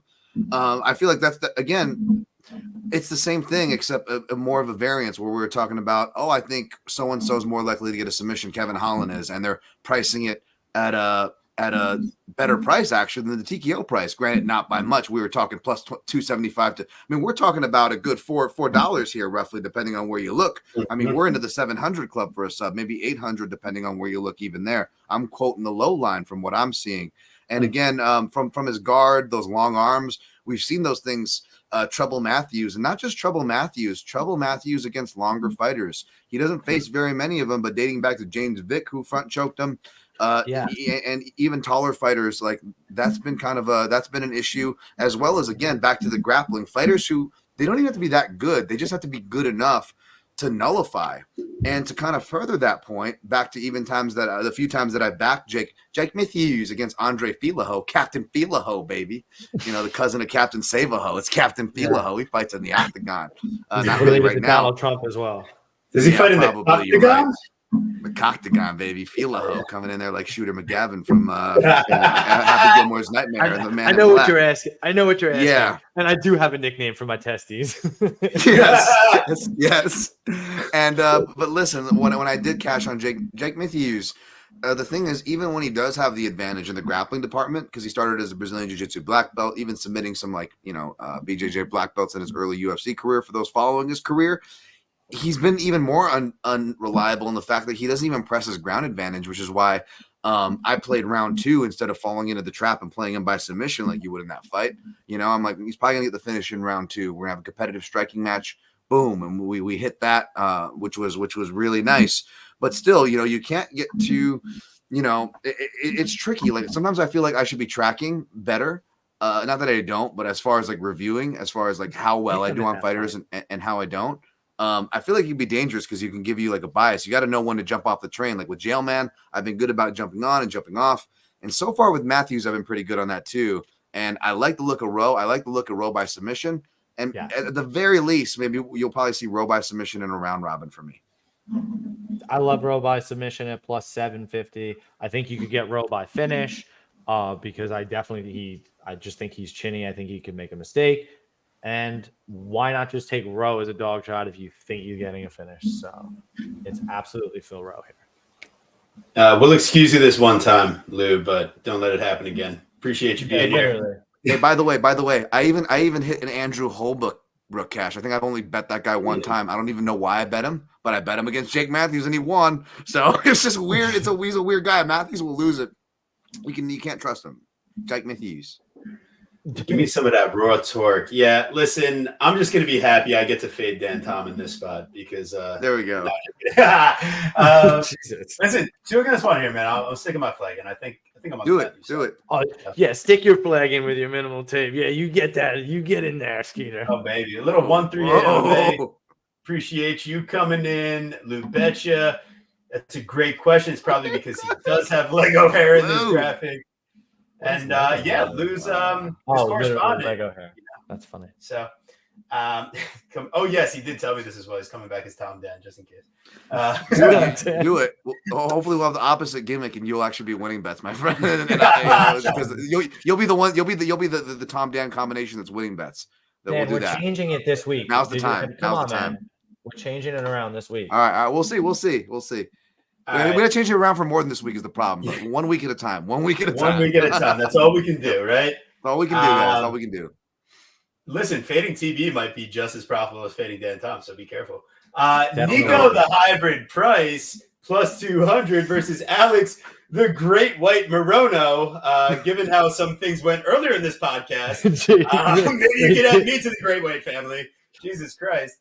Long lost cousin. pretty funny. This always makes me sorry. Real quick, this always makes me think of an old roommate, which says a lot about me. The guy's from Boston too, which says a lot about that stereotype. But for whatever reason, he had a T-shirt, and it looked like a kid's T-shirt. It was like a blue and white one, and it had like almost like the Starkist tuna looking guy, but it was a cartoon shark, a great white shark, and he's just like doing the Tony Tiger thing, but he just says it's great to be white. And it took me a second to look at it, and I was like, is that a real fucking shirt? Like, what's wrong with you, man? I'm sorry. I had to share the racist tidbit. These things exist in life, folks. And I'm that's just what I think saying, of every time I see Alex Morono. Sorry. He's from Texas, and he's nicknamed the Great White. So some questions are definitely popping up on the radar. I don't know how you haven't mentioned it because everybody's clamoring for it. This is the rematch that everybody has been clamoring for. Is it not? No, I've been too busy thinking about crash into me. Nico Price obviously got that win taken away from him from using that terrible performance enhancing drug, marijuana. We've never used got that. his knockout win overturned. Labels, lettuce. Yeah, I mean, you can't do that. You can't smoke weed. You can't test positive for weed that remains in your blood for 30 days and then fight somebody in the octagon. Are you out of your mind? You know how enhancing of your performance that might be? Hang on, my cats are fighting. God damn it. Oh, no. Yeah. See, we definitely are not giving a shout out to Guru's cats. But ultimately here, I feel like it's just a battle of which guy wants to die first. And I feel like Morono's going to have the better win-admitting qualities here. I know Nico, as Pepe said, he took a dive against Robbie Lawler. And I would agree. It does give you superpowers. That's why the athletic commissions are so against it. And that's why I would never use it personally. I'm afraid Safety of what first. That's it, right? You got to be careful. So the hybrid here, I mean, man, oh man, he's just trying to help feed his family. This poor guy, he had way too many kids, and he's trying to get out of the damn house and get a fight.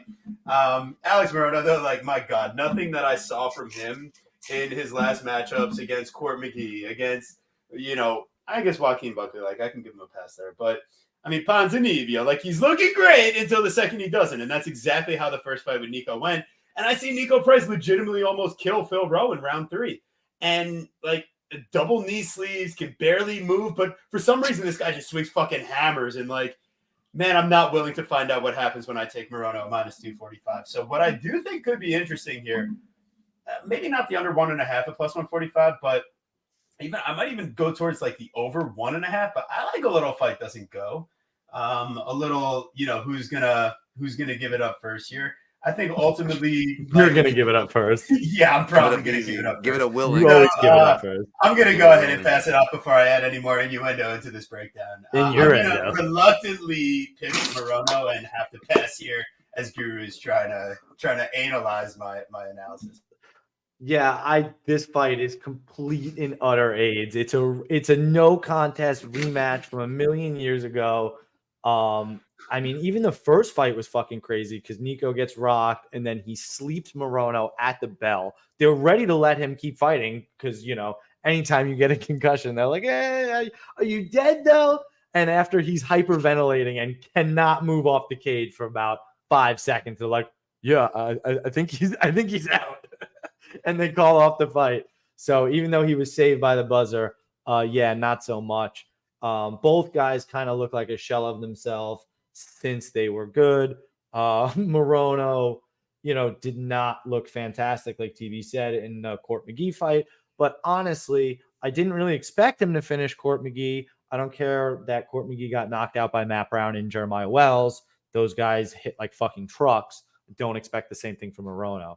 One of our big, like, random things that we talk about here on this show is that we don't really feel that rematches go the same way, basically ever. So I don't think Nico Price is getting a knockout. Great rule. So I really think it's Morono sub or fights going the distance. And I don't know. I'm just not super interested. I probably lean fight goes the distance because I don't want to be on the same side as TB here. But the durability of both guys is in question, and both guys have a path to finishing. So I don't really love it anywhere. So I probably just stay away. Dan, what do you got? Yeah, I think stay away is the right thing here. The price bums me out, I get it, but between the knockout, Morono not looking like the sexiest fighter to get behind. Morono taking this fight on short notice, right? Not too short a notice. I was hoping that was going to maybe give the odds makers a swerve, but nope, the odds makers and the public know what's up. And not only is he the favorite, which is not necessarily surprising despite the first result, he is an unsexy favorite, over 2-1 and even over 2.5-1, which I do not like. So, bodies in formaldehyde. Yeah. Morono seems like a really nice guy, which is the crazy part, despite the way he looks and his his brotherhood Aryan style nickname. He's actually a guy I root for. Him seems like he's really nice. I don't know if I bet him, but I remember picking him to pick Nico Price, and I'm like, wow, that was like giving me Tommy Spear and Anthony Johnson, rest in peace, flashbacks. Greatest UFC fight night ever, UFC Fight Night 13, baby. But yeah, I'd go with Morono here. Nothing I'm seeing really is sexy. And again, there's actually some decent options as I'm talking to you guys. Not that I'll end up on everything I talked about. I'm reserving my right to change. I want to run things to the comb, especially with the way I've been doing. I'm trying to check every box, even though it's all for freaking nothing. That being said, I'm probably going to have more than enough where I don't really need to touch this fight. And if you guys are also not seeing anything sexy, maybe that's not a coincidence. It's just too volatile. It really is. If you've got a couple extra, grandma's couch cushion, whatever, something untracked, something you don't care about, just to have a little juice because you're a degen, do your thing. But I don't trust anybody that really feels that they have a strong feeling in this fight. Yeah, pass. I'm good on it. I am totally good on it. Shout out to my guy Ghost in the chat. Even though it's in their defense, it's Morono stepping in last minute, and he likes to do that as well, which was another edge I was hoping to get on the line, which is not existent now, obviously. Fucking the match. I've been calling this since 2021. We're gonna see a trend in uptick in rematches just because it's lazy matchmaking. That's why we're seeing like from this to like random WMMA fights that we're like, that fight happened. Why are we rematching this? It's just. Why? What do you think that is? Out there. You just think that there's like build up because they fought before? Like, what is the idea behind that exactly? It's an easy fix for them because you don't have to be creative, but more importantly, you assume that one of the fighters, at least one of the parties, is definitely going to always want that fight, right? Whereas you're matchmaking and you get crapshoots for different reasons on either side. At least you have a definite hook for one party, and that's kind of half the battle right there, right? And especially if that's the party that you're reaching out to, like in this case for a short notice rematch, it's the guy that Morono lost to, right? So they know Morono, he steps up before. Morono self-admittedly likes to. So it's an easy fix for the matchmaker. I get it. Plus, you got the UFC schedule that doesn't leave room for any of us to breathe. Like, I get it. We're all facing the same struggles in different beats, and I'm trying to be sympathetic, but it's absolutely lazy matchmaking. Yeah. That's a ton of education that I didn't realize, and I really appreciate that. And you also reminded me of Morono's love of coming in on short notice. So I am on. Yep. I do like Morono here. Yep. I think he wins a decision. Could be. I'm not willing to find out. So. You're gonna find out. Your best bet is to stay away, motherfucker. Shut up. Just one of those things. I'm about to hear something. So we got Mickey Goofy Gall versus Basil the Habibi Hafez. I think that's a good nickname, Guru, if I might say so myself. Goofy is terrible.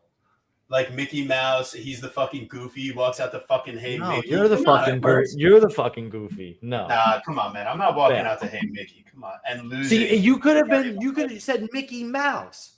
You could have just called him Mickey Mouse. No. Because his name is Mickey. No. Goofy. Boo. Goofy. Just like you. I don't know why, guys, but real quick, no, we're gonna put up a poll. Does it look like these guys are Rainbow Six characters? Like we're selecting our mission from Rainbow Six right now? Jesus Christ! They have those goofy looking faces. What's your loadout? What are you choosing for your loadout? Chavez, Clark. Like action naming characters over here. Mickey, what are you doing back here, buddy? What's happening? Oh, Mickey, you're so fine. You blow my mind. Hey, Mickey. Yeah, no, Mickey came back. He went around. He toured a bunch of different gyms. Honestly, he's a UFC product through and through. So it's not surprising. I bet his contract was up, and he just chose to put it on hold for a little while to train and take some time off. I don't think that he was cut. I really don't. And even if he was, they obviously decided to continue to do business with him again without taking a fight. So I just don't think that they're big fans of that, though, and they give him a really tough matchup here in Basel Hafez. Mickey Gall's win condition is fucking round 1 submission, rear naked choke, and I promise you he's not getting it. And the hilarious part about this is that Basel Hafez posts that he beat Mickey Gall in a grappling tournament in Philly like 10 years ago. So this is a rematch of its own little ilk. And you could see why Mickey Gall would take the fight, to Dan Tom's exact just point a moment ago. So I think Mickey Gall gets just like manhandled. Like, I just don't think it goes well for him. And I don't think that he's better on the feet either. And maybe if it's like, even if you want to say, okay, better on the feet if it stays there for 15 minutes, like, I'm not convinced that Mickey Gall has better cardio than Basel Hafez. Are you? I know that Basel Hafez swings with all his might. He hits like a truck, and then he just tries to close the distance and lay on top of you and try to submit you.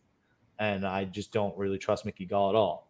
So I could probably cook up a not in this economy parlay on this card. But yeah, I like Basel Hafez here, and I like the fight to probably go the distance, but I'll just take Basel round 3 decision. I like that. I'm not a big parlay guy. That's where I've been doing. I've been doing bad everywhere. Let's be honest. But where I do the worst is parlays, totals, particularly unders, or whenever I just do like the gambling Twitter thing where I pick the young guy and the finisher or anything like first round finisher. Like, I always lose those. So when I lose to those, like when I like the Chaos Williams, I'm just like, I'm always on the wrong end of these ones, And I always curse those guys. But no, this is another one where I was hoping to get a little better edge on the market, where I'm not disagreeing and I'm not surprised that Hafez is the favorite, but I'm upset that people are liking him because, again, this was like, he's not Arman Sarukian level, but this is a classic. Again, two sides of being right to varying degrees for whatever it's worth. On, this guy sucks. Why the hell you have him on the show? Well, he actually gives some analysis that actually helps. And everyone was doing the classic MMA gambler thing where they're like, oh, big favorite / Dagestani guy / friend of Khabib. So like everybody's already coming in their pants at that point.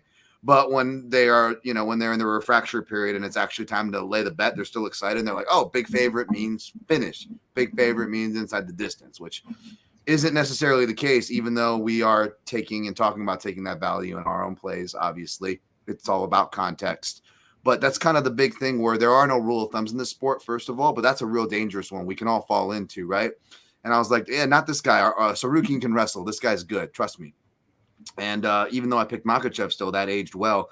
This one even more so, where I picked Jack Della officially. And this is upsetting because you were getting like plus 800 odds or something from Della Maddalena by decision for that fight. And I officially picked him by decision. I wrote about it, talked about it, and all the receipts possible I had, minus the one that counts, right? The bet. I think I just put like Della Maddalena round 2 just for fun. Cause I'm like, he either finishes in round 2 or goes to decision. And in my defense, also closest Della Maddalena got to a finish in that fight was round 2. But a lot of the analysis I said on Hafez was right, where again, just because we're all high on Jack Della Maddalena, myself included, you want to me talk crap about the Khabib crew, you could talk crap about me and the analyst crew jizzing over body punchers like Jack Della Maddalena. Guilty as charged, okay? But even then, I was like, whoa, chill. That doesn't mean that he's just going to wipe Hafez out.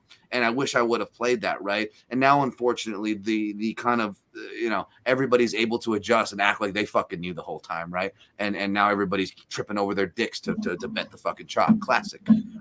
So instead of avoiding all that, which I clearly, have a non-bitter taste in my mouth here. Wink, wink.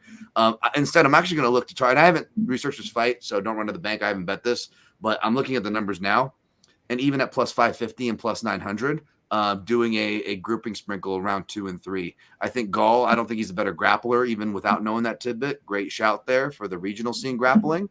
But also, I do think Gall is a good enough grappler to survive the first round, right? You got the big cage to move around in. This is a pay-per-view. And I think he can survive there. I know Hafez has most of his pro wins by round 1, but he does have round 2 and round 3 wins in there. And he does have multiple wins in round 3 and round 2 if you go back to his amateur record. So I feel like it's round 2 or 3 or pass. Unless you're a parlay player, I don't blame you. Hafez is probably going to be a popular parlay piece. Yeah, makes sense from an analysis perspective. I'm probably I like that little. It could happen at any point because, but truly, We don't know if there has been a real improvement at all in Mickey's game, and we've seen him finish plenty of times against, not the best guys. What, two knockouts on the record in the UFC, and his 3 decision losses. I mean, Morono doesn't finish too many people. Mike Perry, I will say, he did have to resort to some wrestling. And Brandy Brown, man, Brandy Brown. What do you mean, Mike Perry? Bro, you can't bring up Mike Perry during COVID with his fucking girlfriend in his corner and nobody else, and he still beats the snot out of him. I don't know what you're talking about. I said he didn't finish him, was all I was saying. So Gall is definitely, he could be finished here. I agree with Dan Tom. That's what I was saying. He could be finished here by Hafez. He absolutely could be finished. Yeah, and absolutely could. You want a decision? Round 3 decision? I said round 3 decision. Right. So I was saying I'm leaning a bit more towards the finish if Gall really is, looking like Officer Doofy out there. But the thing is with Hafez, he's really a submission or decision kind of guy. He really isn't a KOer. And when you have that many decisions on the regional scene, I just feel like he's going to go for control and a little bit of damage, and he won't, and Gall will be in good shape and won't get finished. So. But yeah, it's possible. Gall's definitely smelly. I probably won't track anything on that fight. Yes, you will. Eileen Fiona Perez, OnlyFans, the extraordinaire. She is into the OnlyFans. Versus gross. Versus La Pantera, Jocelyn Edwards. The real question here is, I know there's bad blood. It goes back to last time it was Eileen Perez fight week. Her coach choked out Jocelyn Edwards when Jocelyn and Perez got into, an altercation. So you got to figure Jocelyn Edwards is coming in with a bit of an edge here. You got to figure, I've consulted with the yam bag specialist himself. We've even got a clam bag activity happening over here. It's the Lou Betcha special. I think we're very, very, very live for a point deduction in this spot, given the bad blood and given the fact that Eileen Perez has a DQ loss on her record already. She fouls the shit out of people. That does happen. Yeah, it happens. Bro, that's not what the DQ loss is from. You know what the DQ loss is from. She's fucking smashing the girl, and it's a bad call on the ref. No, but she had multiple warnings throughout the fight for doing multiple penalties and fouls. She fence grabs in the UFC at multiple points as she's being taken down by lesser fighters as she's gassing out. Perez also, she's someone that does absolutely nothing with top control. It's really bad. Yeah, I like the yam bag play. She's not finishing the likes of a Ashley Evans Smith. I mean, that was very disappointing to say the least. The Lucy Podilova fight, I mean, we came as close as it gets to a round 3 submission loss by rear naked choke for Eileen Perez. That was as close as it gets. Jocelyn Edwards here, I think she's probably going to have the better cardio. My thing is she has the absolutely most terrible takedown defense you can ever account for. And I get the minus 245 on the Eileen side. But, I mean, come on. She's not a damage player from top. When you watch the way she struggles to separate, what she gets to mount versus Lucy Pudilova, I'll give her credit there. But she struggles to even posture up and land anything of significance in those positions. Jocelyn Edwards, she can be tricky, and she's improved her own wrestling and grappling game out of the Figueiredo team. And I think that there is an outside chance. I mean, listen, if this fight takes place on the feet, it is not even close. Edwards is going to be lighting her up at all 3 levels with kicks. And it might be a boring 3-round decision version of lighting her up at all 3 levels, but what if Perez doesn't have success with the takedowns? And I'm not willing to find out minus 245. In fact, there's probably a half unit of my life that's being dedicated to a Jocelyn Edwards play. I think she's going to be clearly landing more damage in this fight. And there is the slightest chance. I've seen Perez reversed by much worse fighters than Jocelyn Edwards. And she could be overzealous. Stephanie Egger, she shows negative fight IQ. The only place where she has a chance after feeling the power and the grappling of Egger, she just keeps running face first into the pocket. So I think she could end up running into a knee to the body, a kick somewhere or other. And I think that there's a great chance she's gassed out by round 3. So would there be a sprinkle on an Edwards round 3 potentially? Could there be an Edwards half unit in my life, or should I do the right thing and not do anything here? And no, the answer is no. I have not signed up for her OnlyFans. Guru goes ahead and finds everything on the dark web and jerks off to it first, and then he sends it my way. So that's the only reason I've ever encountered any of this content. Is thanks to the guru. He also did the same with the Jessica Andrade content, by the way, might I add. You definitely were the only reason I ever saw that shit is because you sent it to me. And Except you were the one to use that. No, nope, and yeah, absolutely. Let's go. Hey, thanks to Twitter, thanks to Elon. We see all the gross stuff in the comments now. Now everybody gets to see it. So it's in bio and the replies. My pussy is in the replies. Jesus Christ. It's crazy, but that's what's happening out here in these X streets. So if you're on Twitter right now, come on over to YouTube, get in the damn van. We've got candy and puppies. Almeida's going to catch those kicks, so it's going to limit Edwards' attack. I mean, it might. And she could just sit in top control. And she's going to win. She's going to win, and there's bad blood here, if you remember. Yeah, now we got because her coach beat up Jocelyn Edwards at the Apex. She choked her out. Beat her out. That's kind of a crazy thing to do. Yeah, and like they were just like, yeah, it's cool. We'll match you guys up later down the line. Or I get it, but listen, like when you get a generational opportunity to place a dumb bet on women's MMA, you just got to take the chance, right? And I don't think minus 245 Eileen Perez is the answer. When like, no, I don't even think she's a better wrestler, but like I don't think she does anything from a damage perspective better than Jocelyn. I don't know, Guru. Tell me why I'm wrong. Go ahead. No, I mean, listen, the line is first off, your line is wrong. That's number one. If you could get mine plus 200 still, I think that would possibly still be. Well, I also told you I was able to update. I know, but okay. So let's have a conversation here in real time, TV. Okay, so let's have a conversation. 165. Yeah, there's plenty of juice on the bone. No, I don't think. No, I really don't think so. I really don't, because she's not the better striker. She doesn't land more damage, and I don't trust her on to win in the wrestling department. So she just has to stay at range the whole time, and it's not going to happen. So Eileen Perez is going to win. I think that the buyback has come too far now, and I get people taking the shot at plus 200 because, like you're saying, sometimes you have to, especially on women's MMA, that you definitely feel is going to go the distance. But so I'm not doing it. She's trash, and she also won a robbery in her last fight, and Eileen Perez beat the girl that she lost. It's a whole fucking thing. So give me Eileen Perez. It's the one time where the OF8 is not going to work. Distance.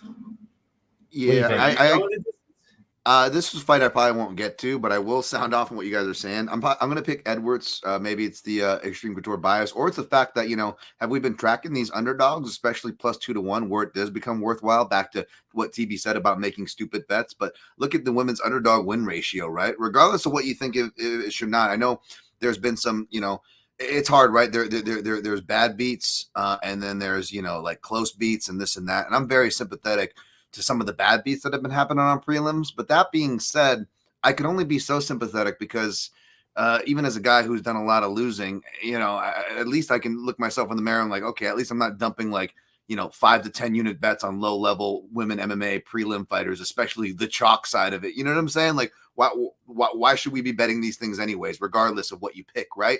So I'm not going to shame anybody for betting Edwards. But that being said, this is one of those weird fights where like the only justifiable bets are the weird bets. The shout out to the clam bags off of Lou Betch's trademark yam bags, which I love both those, by the way. Shouts to Lou. I agree with that. And like my guy Ghost in the chat added, if you're going to go down that rabbit hole, well, then you might as well sprinkle a little bit on the split draw, and why not just a little bit on a split decision while you're at it. You never know. But those are like the only weird high level bet, high number bets that would even attract me on a strictly degen level, of course. But that's it. I wouldn't touch this fight otherwise. Edwards and Toutmaster for me. Nice.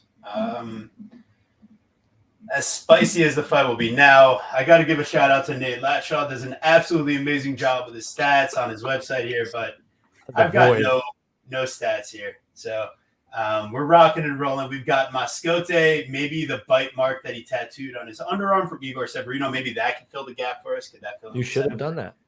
Yeah, it would have been nice. I was hoping Nate would come through for us, but unfortunately it didn't happen. Shout out to Nate, though. He does an incredible tool over on his website. Mascote, versus the replacement, Mitch Reposo. Listen, Mitch needs to get 15 minutes. You named him the replacement. You're insane. Yeah, dude, he's grayed out. Like they don't even think he's a real fighter. He's still got his Dana White Contender Series glove. That's so funny. Yeah, it's pretty good, right? And it No, it kind of fits in with the replacement Reposo. Like that shit flows, brother. This is incredible. That's so mean.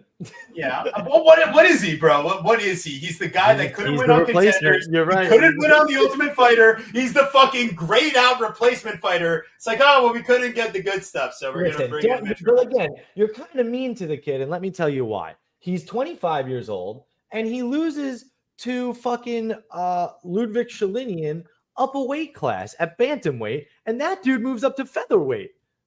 So he's fighting a featherweight at bantamweight, and he's a flyweight. What? What's his excuse for Dana White's contender? Oh, well, losing to Jake Hadley's unfortunate, but I kind of give that to a little bit of experience, maybe. Yeah, but you don't think Mr. Lima's as good as Jake Hadley? No, I think he is. I think he's a justifiable favorite, but I'm not necessarily interested at minus 245.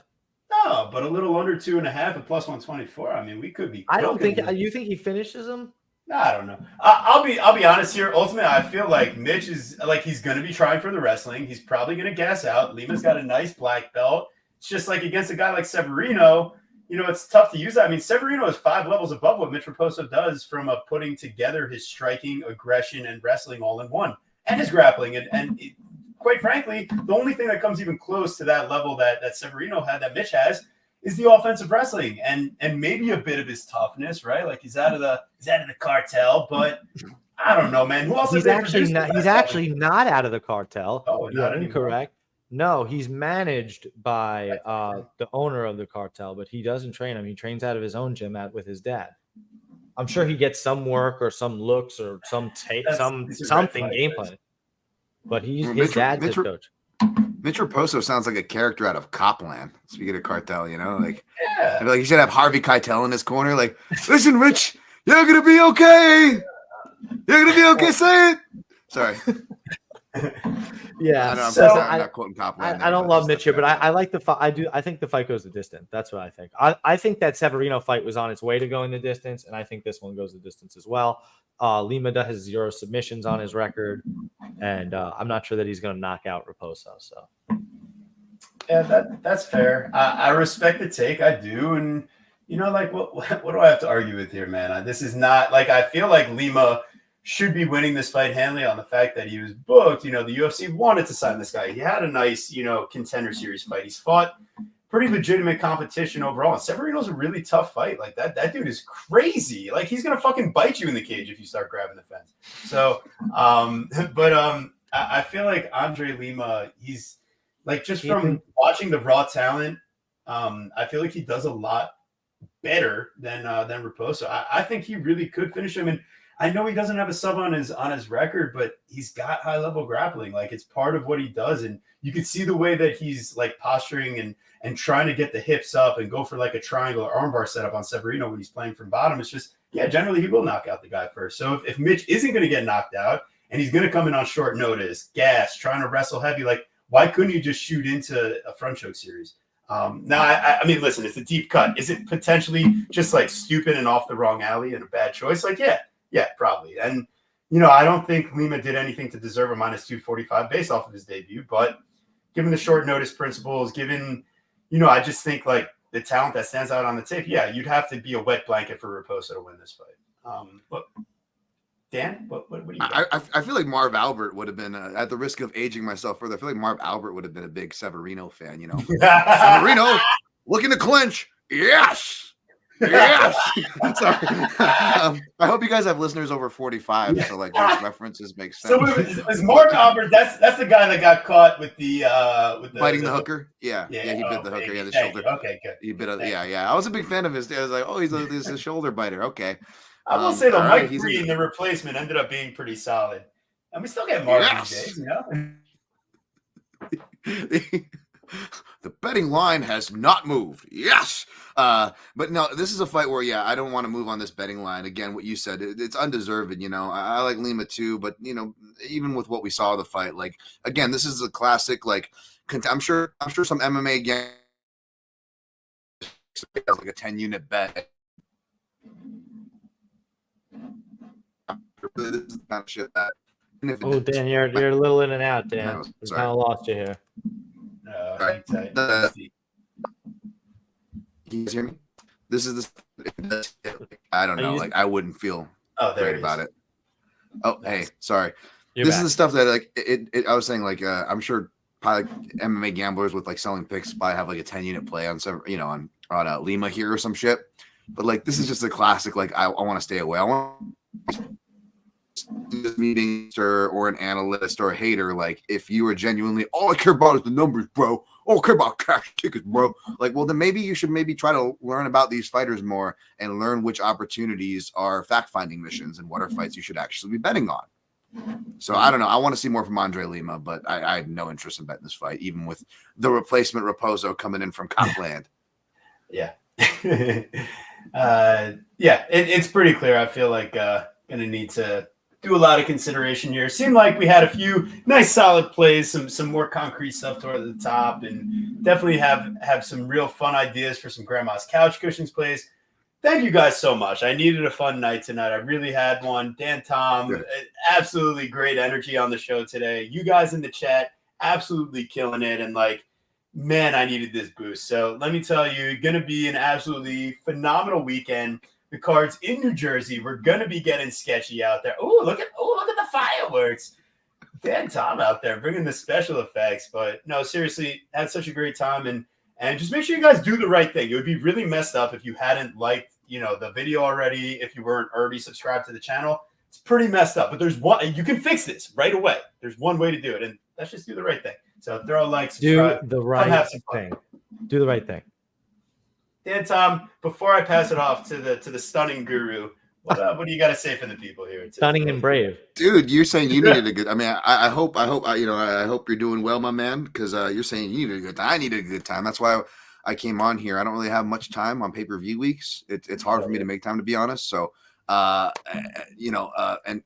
thankfully, I don't really get many invites these days. I'm not exactly a hot guest, but the fact that you guys are just like downright homies, you guys are legit good dudes, and I enjoy the entertainment from your show.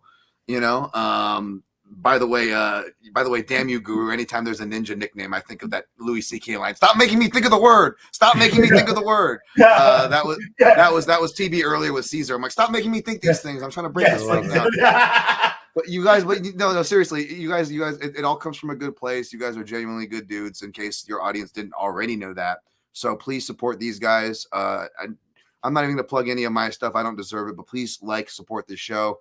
And I appreciate the good time too. You guys really helped me. It's been a lot of tough stuff over here that I've been going through. But man, having friends like yourself and you guys are definitely the good people that I talk about. Don't let all the shit talk I do about MMA gambling speak. There's plenty of good people, from the people that are in this very chat that I've seen to you guys. So don't take my strays. It's not meant for you. You guys know it's all love here, man.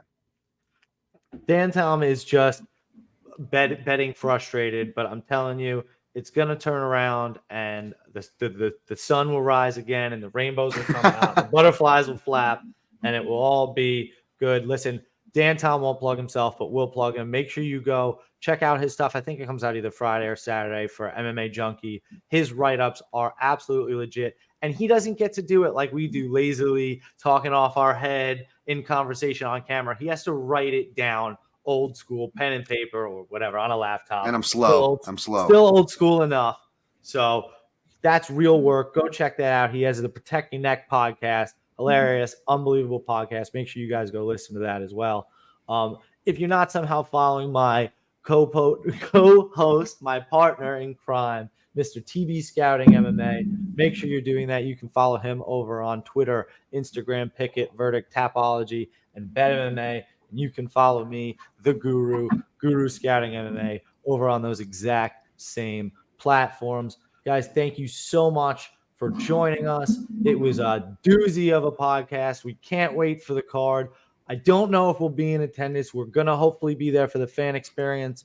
We're hoping maybe we can steal some tickets, but we'll see what happens. I don't know that 400 plus is worth it for this card. We've had a lot of fun. We haven't missed anything in a while. Let's put it in perspective. We went and sat floor seats at Atlantic City for 300, after fees. Like we went and we sat lower level of the upper level for $2 and change or $3 and change at Madison Square Garden. You think I'm about to pay $500 to sit in just the to get in the building? Like I would pay, like, you know what I'm saying, like $350 to get in the building, because then we can sneak wherever. But like, come on, man.